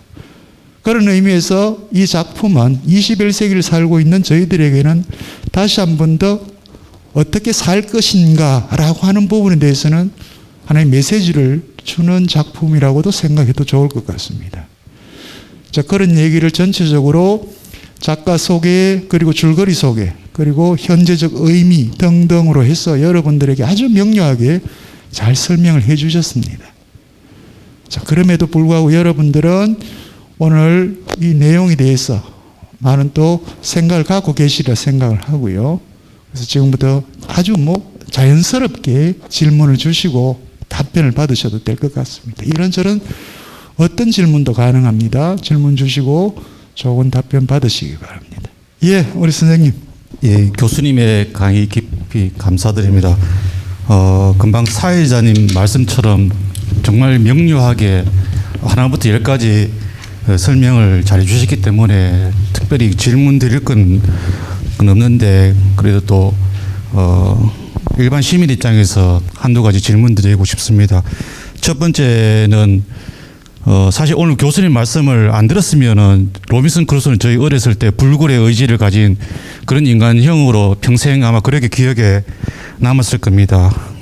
근데 오늘 제 말씀을 들으면서 여러 가지 생각을 해봤는데, 특히 이게 그 청교도, 경제신학 이런 용어를 들으면서, 물론 성경에도 너희가 만물을 다스려라, 또 널리 번성하라 이런 말씀이 있지만은, 또 요즘 또 많은 또 우리 신학자들이 성경에서 인용하기를 예수님 말씀에 모든 것을 가진 것을 다 버리고 나눠주고 나를 따르라.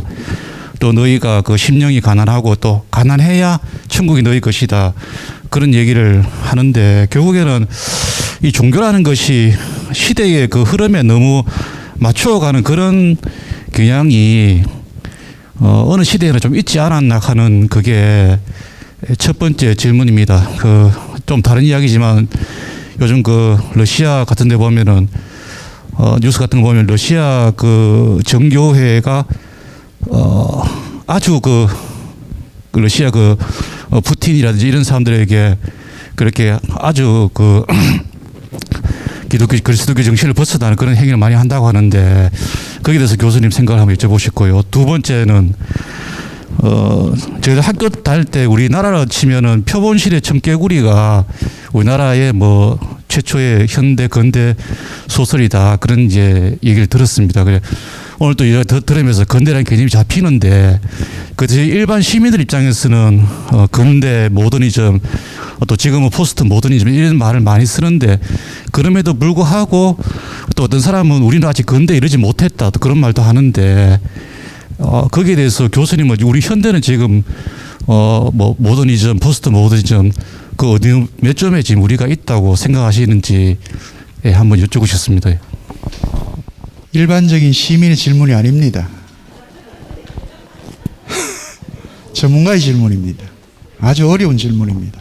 하나는 정치적 질문이기도 하고요. 두 번째는 문화사적 질문이라고 이렇게 표현해도 좋을지 모르겠습니다. 예, 이 종교와 혹은 종교의 사회적 기능이라고 표현하면 어떨지 모르겠습니다만, 늘 특정 시기마다 그 종교는 그 시대 지배 이념으로 작동을 하지만, 또 그 시대의 또 권력과 많이 또 이렇게 맞물려 있는 부분이 독립적이지 못한 경우들이 있습니다. 그게 이제 지금 이 러시아에서는 이 그리스 종교가 현 독재 권력하고 지금 맞물려 돌아간다라고 하는 의미에서 비판점이 될 수도 있긴 한데, 이거는 참 답변이 힘든 그런 주장인 것 같습니다. 왜냐하면 이거는 전쟁이라고 하는 하나의 사건에 너무나 많은 복잡한 이 국제 관계가 지금 얽혀 있기 때문에, 그럼에도 질문이 들어왔기 때문에 우리 강연자 선생님은 답변해야 될 또 의무가 있습니다. 그래서 거기에 대해서 한번 말씀을 해 주시고요. 두 번째는 우리 사회는 지금 뭐든 하면 다 현대죠. 원래는 현대인데 우리가 이제 모던을 쓸 때 근대, 현대 구분을 해서 쓸 때도 있고 구분하지 않을 때도 있습니다만 보통 뭐 현대라고 할 때는 그 근대와의 차는 거의 별로 없습니다. 그리고 우리가 이제 이 부분에서 우리는 지금 여전히 반계몽적인 그런 의식을 가지고 있다라고 주장하는 사람들도 있죠. 그래서 미국의 인지심리학자인 스티브 핑크와 같은 그런 석학들은 여전히 다시 계몽이다라고 하는 주장을 하면서 이 로빈슨 크루소와 같은 사람들이 살았던 시대 그 이성의 역할을 또 강조하고 있기도 합니다. 그건 아마 미국이 갖고 있는 또 다른 문제일 수도 있겠죠. 우리 사회 역시 또 마찬가지입니다. 그런 부분에서는 우리가 정말 근대적인가 아니면 현대라고 하지만 여전히 반근대적인 모습을 갖고 있지 않은가 이런 것들도 우리가 한번 생각해 볼 필요가 있죠. 뭐 이 부분에 대해서도 우리 강의자 선생님의 생각을 한번 들어보는 걸로 그렇게 하겠습니다. 네, 질문 감사드립니다. 너무 어려운 질문을 해주셔서 제가 충분히 답변을 드릴 수 있을지 좀 의문이 되긴 하는데 사회자 선생님 말씀하신 것처럼 정말 전문가의 질문인 것 같다는 생각이 듭니다. 첫 번째 질문에 대해서는 그 종교에 대해서 답을 이미 갖고서 질문을 하셨던 것은 아닌가라는 생각이 들기는 하거든요. 그러니까 이미 우리가 다 이해하는 바로 종교가 그 정치와 그리고 또는 인간의 삶에 영향을 미치는 부분에 있어서 이데올로기나 아니면 그 당시의 시대적인 상황을 전혀 반영하지 않고 독립적이고 객관적으로 따로 움직일 수는 없는 것에 대해서 선생님도 동의하시고 아마 여기 계신 분들도 일정 부분 같이 동의를 하고 있지 않을까 싶습니다. 그래서 우리가 정치에 개입을 하는 종교 또는 그 시대적인 상황에 너무 치우치는 종교에 대해서 계속해서 비판적으로 언급들을 하고 있고 종교의 역할에 대해서 다시금 생각해 보게 되는 상황인 것 같아요. 경제에 개입을 하는 그런 종교도 우리가 말들을 많이 하기는 하니까 그런 부분에서 제가 답변을 마무리하면 어떨까 싶고요. 러시아 정교회도 마찬가지라고 생각이 듭니다.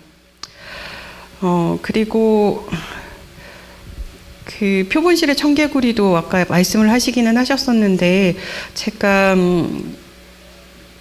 강연에서 설명을 해드렸었던 그런 요소들을 생각을 해본다면 이 소설을 우리가 근대소설로 이해를 할 수가 있을 것 같은데 특별히 그 경험적이거나 아니면 그 과학적인 관찰을 통해서 우리가 현실에 대해서 판단할 수 있는 그 요소들을 작품에서 많이 보여주고 있잖아요. 그래서 그렇게 답변을 드리고요. 세 번째로는 네, 너무 크고 어렵고 제가 어떻게 답변을 드려야 될지 좀 막막한 질문이기는 합니다만 근대와 포스트 모던 그리고 우리는 지금 어떤 시기에 살고 있는가라는 질문에 대해서 사실은 어느 시기를 제가 계속해서 공부를 하면서 느끼는 것은 이 시기의 큰 맥락이 근대다라고 우리가 일반적으로 접근을 하기는 하는데 그 당시가 분명히 근대밖에 없었다. 또는 지금이 모두 포스트 모던하다라고 규정을 하는 것은 약간 무리가 있지 않을까. 그래서 포스트 모던적인 세상에 살고 있기는 하지만 우리의 어떤 사고 체계는 여전히 근대에 머물러 있고 근대에서 벗어나지 못하고 있는 상황들이 계속해서 있기 때문에 그런 한계점에 도달했었을 때 아까 우리가 다시 쓰기와 같은 작품들을 통해서 봤었던 것처럼 한계나 아니면 문제점이 맞닥뜨려졌을 때 그것을 뛰어넘을 수 있는 다른 방법들을 모색하는 시도들이 계속해서 일어나고 있잖아요.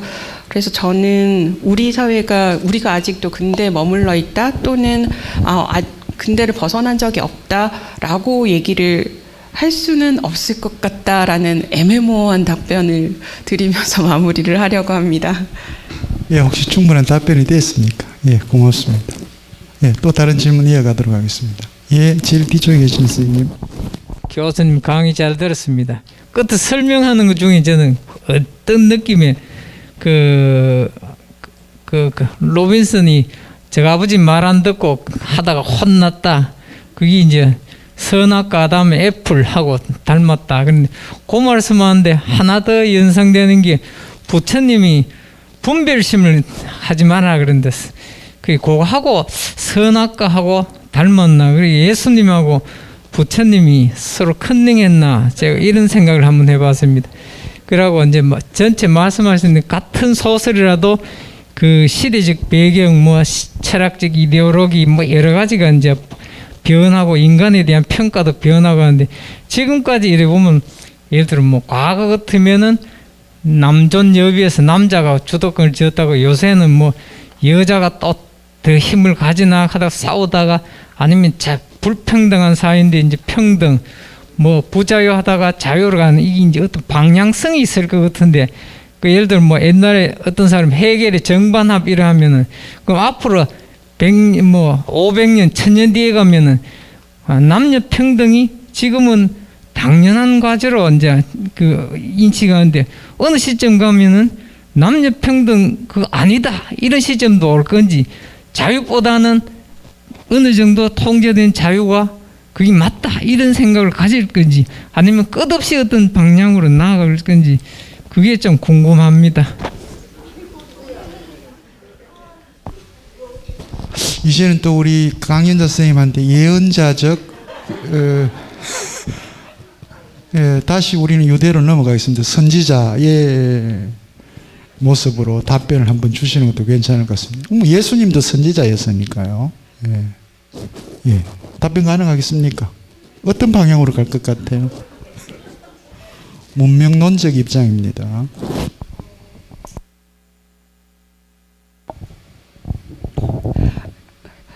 첫 번째 주셨던 질문 부처님의 사상과도 이렇게 유사한 부분이 있다고 말씀하신 거에 제가 사실 말씀하셨던 내용을 자세히 이해를 못해서 뭐라고 말씀은 못 드리겠는데 근데 굉장히 그런 부분들을 저는 다른 요소들에서 많이 찾고 있기는 하거든요.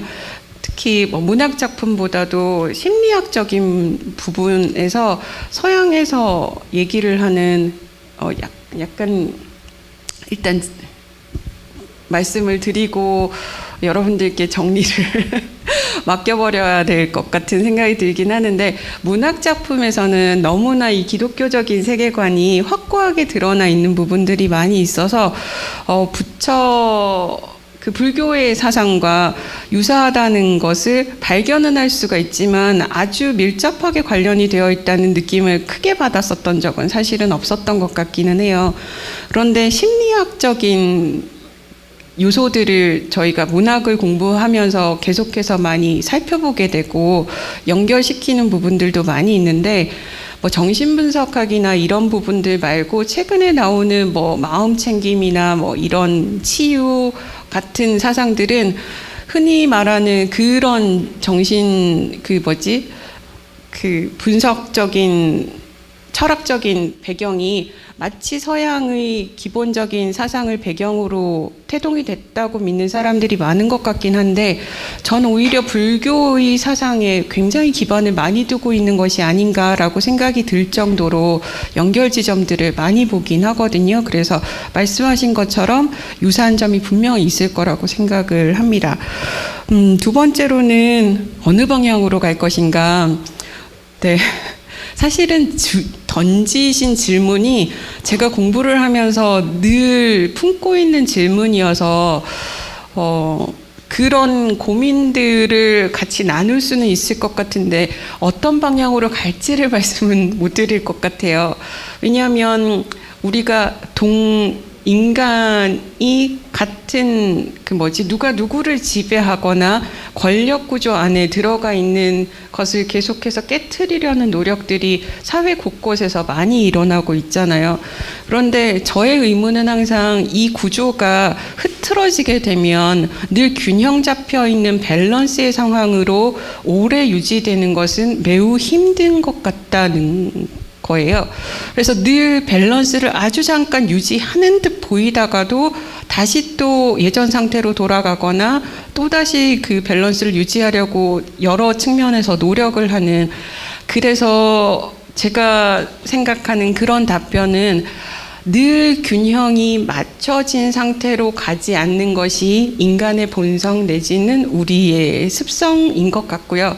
그것을 자꾸 깨닫고 바라보고 다른 시각에서 접근하면서 밸런스를 유지하는 방향으로 노력하는 과정을 앞으로도 계속 가게 되지 않을까. 그럼에도 불구하고 어떤 부분은 매우 불균형이 심각한 상태에 처해 있을 테고 어떤 부분은 좀 더 많이 맞춰져 있을 테고, 그 상황 사이에서 계속해서 잘 관찰하고 잘 알아차리는 그런 우리 나름대로의 공부와 그다음에 연구, 관찰 이런 것들이 일어나면 좋지 않을까라는 생각이 듭니다. 혹시 선생님 충분한 답변이 됐습니까? 근데 저도 그렇고 선생님도 그렇고 그렇습니다. 항상 그런 부분에서는 어떤 확정적이고 고정적인 그런 것들을 이제 찾으려고 하다 보면 이제 그런 무릎이 등장할 수밖에 없는데, 답변하는 입장에서는 어떤 확정도 어떤 고정된 것도 줄 수가 없습니다. 왜 그런 물음을 묻느냐면 그건 누구나 다 묻는 물음입니다. 왜? 미래는 우리가 이렇게 의도하고 계획한 대로 이루어지지도 않을 뿐더러 그렇기 때문에 미래는 늘 우리한테는 불투명하고 불안전하고 그리고 불확정적인 거예요. 그러니까 이제 그런 상황을 두고 우리가 봤을 때는 방금 선생님 말씀하신 것처럼 우리는 과정을 얘기할 수밖에 없습니다. 모든 것들은 그 과정 속에서 이루어지는 거죠. 거기에 대해서 우리는 그 과정 속에서 최선을 다할 수밖에 없는 것이고요. 그 최선 속에서 어떤 결과가 아마 나오게 될 것 같습니다. 우리한테 열려져 있는 세상도 아마 그런 모습이 아닐까 싶습니다만. 예, 또 다른 질문 받겠습니다. 예, 선생님. 디포의 어린 시절 받은 교육이 성 교수님 말씀하셨듯이 양초 제조를 하는 아버지가 상당히 성공적으로 부유했지는 않았지만은 충분한 자녀들에게 교육을 시킬 만한, 나중에 가가지고 푸주간까지 육소간까지 했거든요. 그러면서 당대에 잘 알려진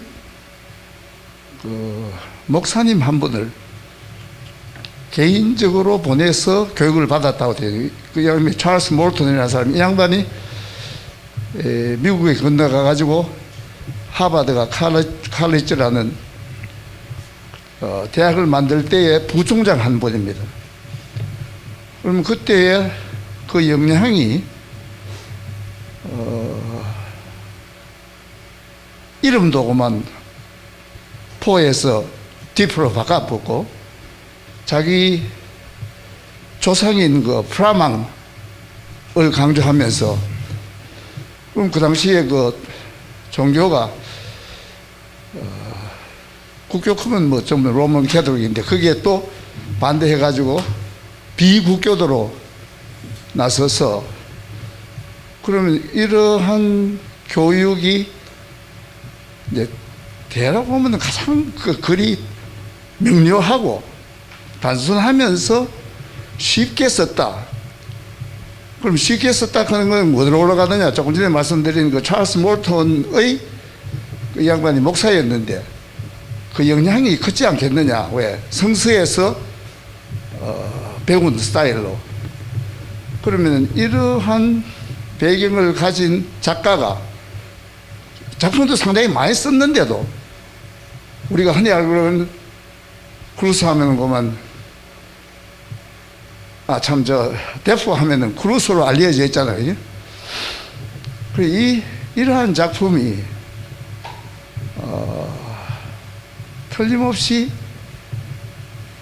고전에 한 말씀 더 드릴 것은 과연 그 당시에 이게 자기 원래는 그런 비슷한 사건이 있었는데 그걸 모티브로 해가지고 그걸 상상력으로 붙였겠죠. 그런데 워낙 유명해지니까 그러면 이 작품이 대표가 쓸 때에 도덕적인 교훈이 깔려지는 게 아니냐. 그게 제 첫째 질문이고요. 두 번째 질문은 그 사회에서의 그 사회하고 그다음 이 작품을 통해서 무인도에서 28년간 살면서 형을 했던 그 한 개인하고의 관계를 좀 더 명확히 알고 싶습니다. 고맙습니다. 예, 뭐 두 개 질문 분명한 것 같고요.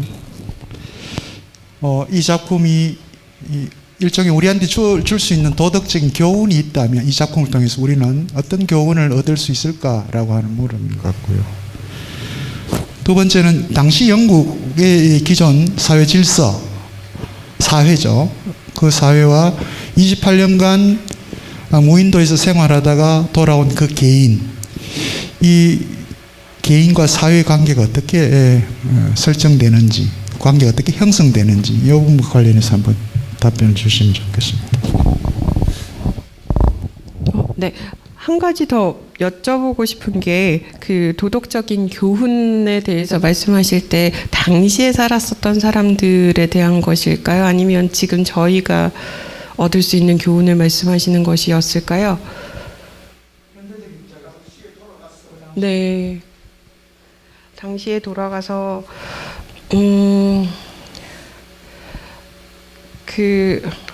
아무래도 그 스위프트처럼 굉장히 풍자적인 작품을 썼었던 작가는 아니기 때문에 드포가 그 정치적인 활동을 했었던 것은 분명하잖아요.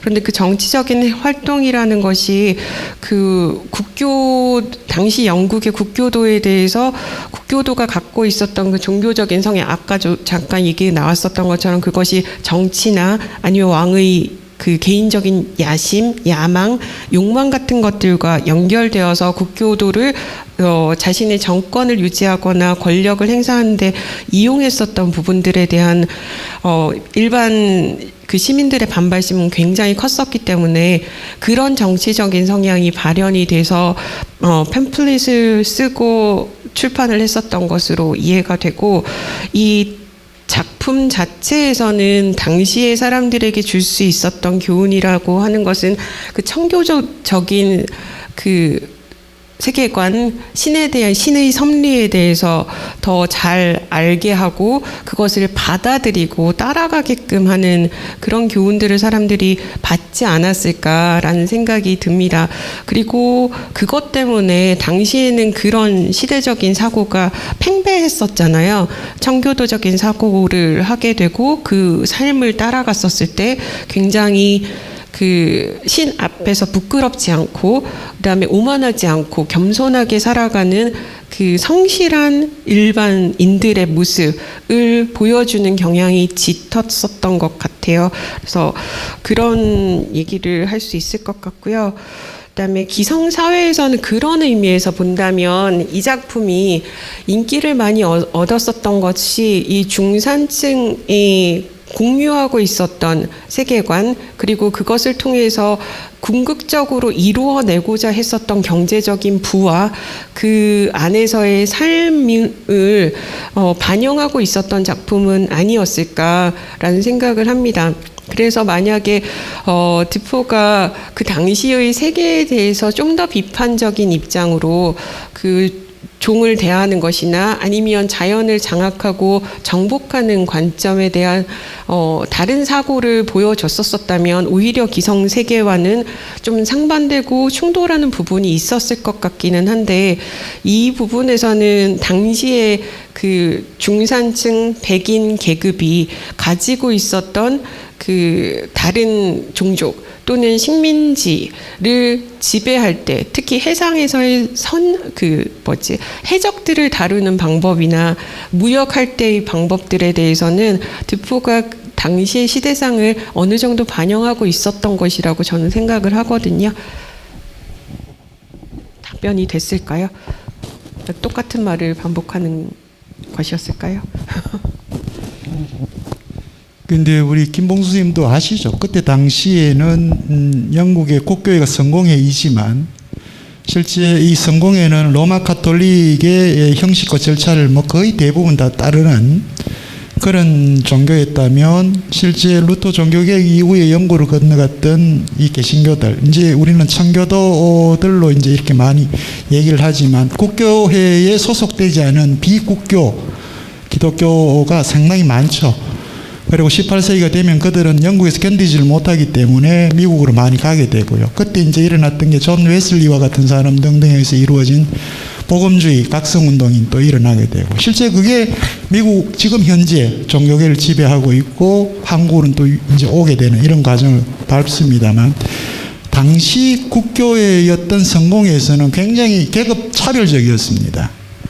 그러니까 성공회를 믿는 사람에게만 옥스퍼드 대학이나 케임브리지 대학에 들어갈 수 있는 기회를 주고요. 그러니까 성공회 아닌 이런 비국교회 소속일 경우에는 거기 들어갈 수가 없습니다. 이미 거기서부터 계급적 차별을 갖게 되고, 그러니까 특권층에는 이미 들어갈 수 없는 상황이라면 그들이 영국에서 살 수 있는 유일한 길은 바로 이제 장사였죠. 그러니까 이제 이때 이제 우리가 보통 중산층이라고 하는 표현으로 하는 것은 일종의 장사를 통해서 자산을 어느 정도 형성할 수 있는 사람이고, 케임브리지, 옥스퍼드 신학을 공부를 하지 않지만 주변에 있는 뭐 대학에 들어가서 공부를 하고 교양을 쌓았던 사람, 이런 사람들이 이제 다시 중산층이라고 하는 새로운 계층을 형성하게 되는 그 과정에 있는 거죠, 이 시기에. 그렇게 보시는 것이 상당한 설득력이 있는데요. 조금 전에 말씀드렸듯이 아버지가 아예 전통적인 옥스퍼드나 캠브리지 교육을 안 시키고 사사로이 아는 사람께 보냈는데 결과적으로 더 많은, 더 넓은 교육을 받았다. 그것이 기반이 되어서 글 자체가 명료하고 간단하고 쉽게 쓰는 결과를 가져왔거든요. 영문학사를 보면은 이 크루소가 보통 우리가 최초의 소설이라고 그럽니다. 왜? 우리 소설의 아버지라고 보는 헨리 필딩이 태어난 해가 1707년입니다. 그런데 데포는 1660년, 벌써 50년 일찍 가보세요. 그럼 이런 스타일도 소설에 넣을 것이냐? 지금 현재는 기록은 소설로 들어가 있습니다. 네, 혹시 이어서 뭐 질문하시고 싶은 게? 그리고 두 번째 질문은, 그렇게 오래 혼자 살았던 사람이 전통적인 영국 사회를 돌아왔을 때 조금 전에 말씀하신 대로 경제적인 부를 가져와 가지고 성공적인 귀환을 하게 되거든요. 그러면 그 개인이 살았던 크루소와 전통 사회의 그 가치관이 주로 전연무관했을까? 어떻게 우리가 정립을 할 수 있을까? 하는 질문이 둘째 질문이었습니다. 우리 김봉수 선생님 답을 갖고 계시는 것 같은데, 이거는 사실에 기반해서 답변을 드려야 됩니까? 아니면 상상을 해야 됩니까? 작품은 열어뒀잖아요. 그죠? 작품은 열어뒀습니다. 다시 여행을 떠날 것이다라고 열어뒀습니다. 그러나 실제 작가인 디포 같은 경우는 재산이 없잖아요. 사업하고 이것저것 투자해가지고 망할 대로 망하고 죽을 때까지 제대로 된 재산도 없고 그렇게 살았던 사람이지만 작품 속의 크루스는 물론 부자였죠. 근데 부자였지만 영국에 돌아왔을 때는 다시 새로운 길을 떠나겠다라고 열어둬버렸잖아요. 그건 열어둔 건 뭘까요? 우리가 상상할 수 있는 부분인 것 같은데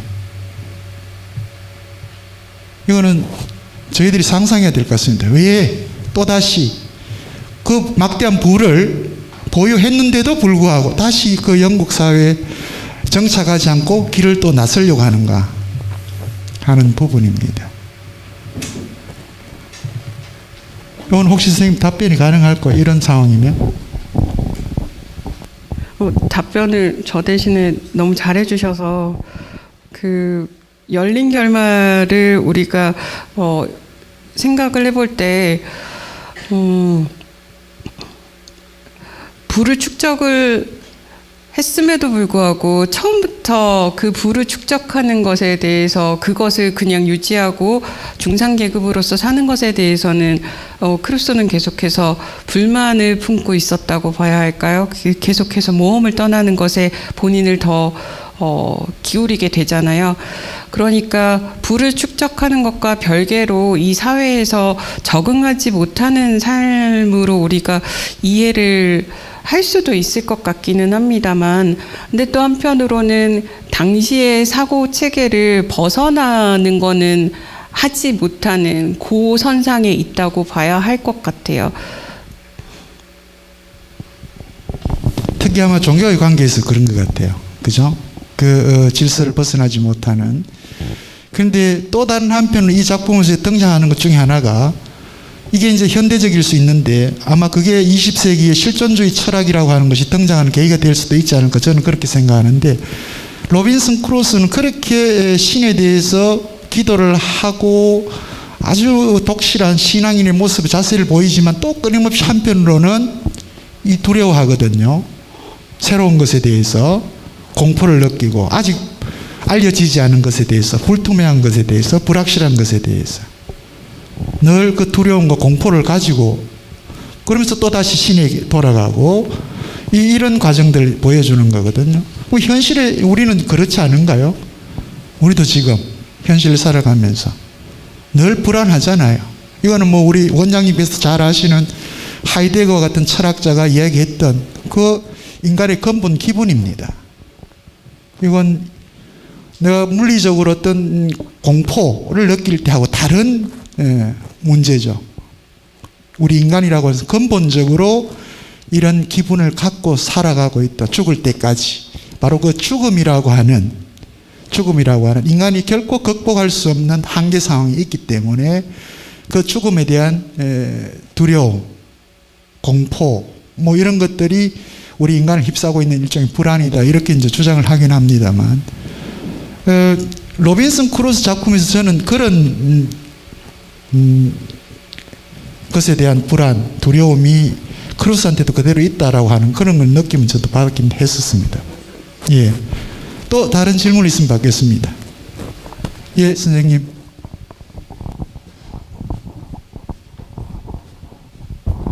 네, 교수님 강의 잘 들었습니다. 보통 저도 뭐 매스컴이나 이런 데서 뭐 강연을 하신다 하면 강연자는 주로 연세가 많고 뭐 경륜이 많은 그런 분을 많이 주가 들었거든요. 오늘 젊은 교수님 이래 강의를 들으니까 신선하고 저도 좀 60대 중반인데 앞으로 어떤 이 일을 당했을 때 좀 뭐 어떻게 뭐 4차 산업인데 좀 더 미래를 생각하는 그런 의미에서 뭐 어떤 이래 세상이나 이래 작품을 이래 의미를 받아들이고 싶다는 그런 어떤 느낌을 받았습니다. 예, 교수, 예. 예, 그렇습니다. 그리고 제가 로빈슨 크루소를 뭐 어릴 시절에 읽었는데 그때 당시 느낌도 좀 전에 어느 쌤이 그 불굴의 어떤 인간. 그때 저는 그때 방학 때 중학교, 고등학교 이제 고향에 가면 항상 소를 먹였거든요. 방학 때 가면은. 그럼 그때 느낌에 이게 제가 산에 와서 뭐 혹시 길을 잃었을 때 그 로빈슨 크루소 같이 그래 어떻게 그 상황에 막닥뜨려야 된다 그런 그 당시에 느꼈거든요. 그리고 오늘 또 이게 지금도 아까 교수님 강의 들으니까 지금도 어떤 제가 어떤 상황에 또 어려움이나 어떤 상황에 처했을 때 그 로빈슨 크루소가 그 지혜를 발휘하는 그런 어떤 거를 보면서 저도 그래 하고 싶다는 그런 다시 한번 느꼈고요. 그리고 아까 제가 오늘 질문 드릴 거는 아까 사회자 교수님께서 그 지금 현대 가장 기후 변화의 기후의 어떤 위기라 이게 과소비 인간의 욕망이 너무 그 과소비에서 비롯된다고 말씀하셨는데 저도 동감하고요. 그래서 아마 교수님께서 로빈슨 크루소가 그 자연을 대하는 그 태도를 아까 뭐 이재성 교수님께서 말씀하셨는데 그 오늘날 지금 뭐 과소비 특히 자연을 파괴하는 거 이게 뭐 산허리를 깎아가지고 뭐 대규모로 아파트 단지를 조성하고 이게 자연 파괴가 결국에 이제 이게 기후 온난화의 주범이거든요. 그래서 제 질문은 우리 로빈슨 크루소가 그 자연을 대한다 하나 그 환경 아까 교수님께서 말씀하셨는데 그 로빈슨 크루소가 뭐 환경이라 하나 그 당시에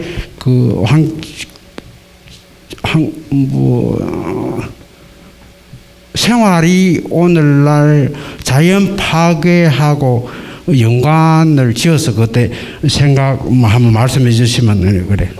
말씀해 주십시오. 예. 예, 고맙습니다. 예. 네. 감사합니다.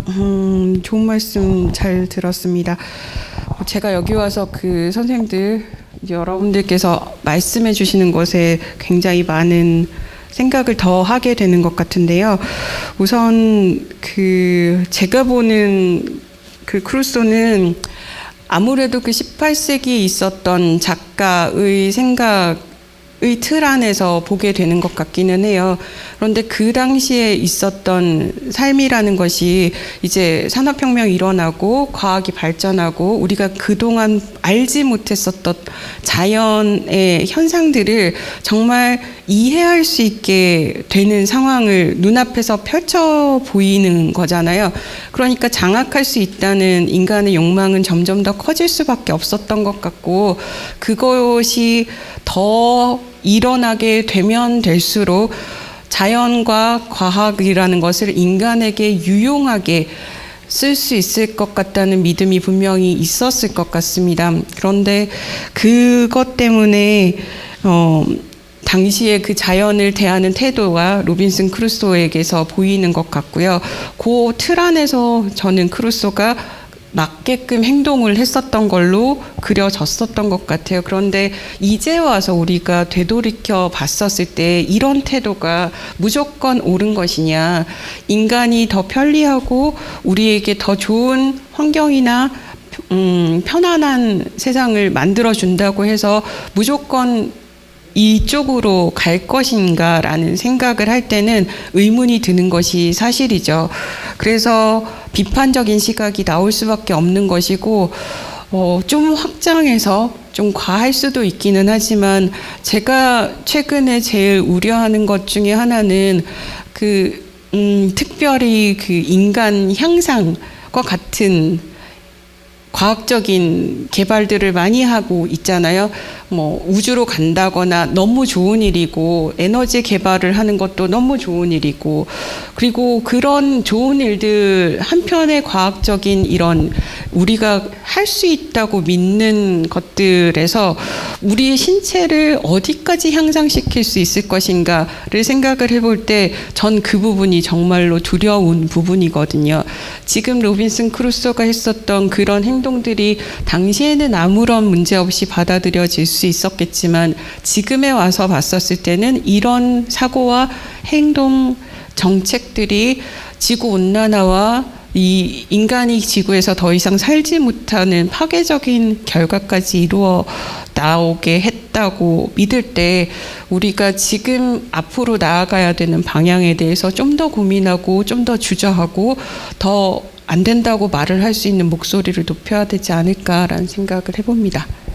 예, 고맙습니다. 시간이 조금 지체가 됐습니다. 예, 혹시 다른 질문이 없으면 제가 여기서 좀 끊어도 되겠습니까? 예, 고맙습니다. 자, 다음 시간이 저희들 이번 상반기 목요철학 인문 포럼 마지막입니다. 마지막인데 조금 시대를 한 100년 정도 이렇게 뒤로 갑니다.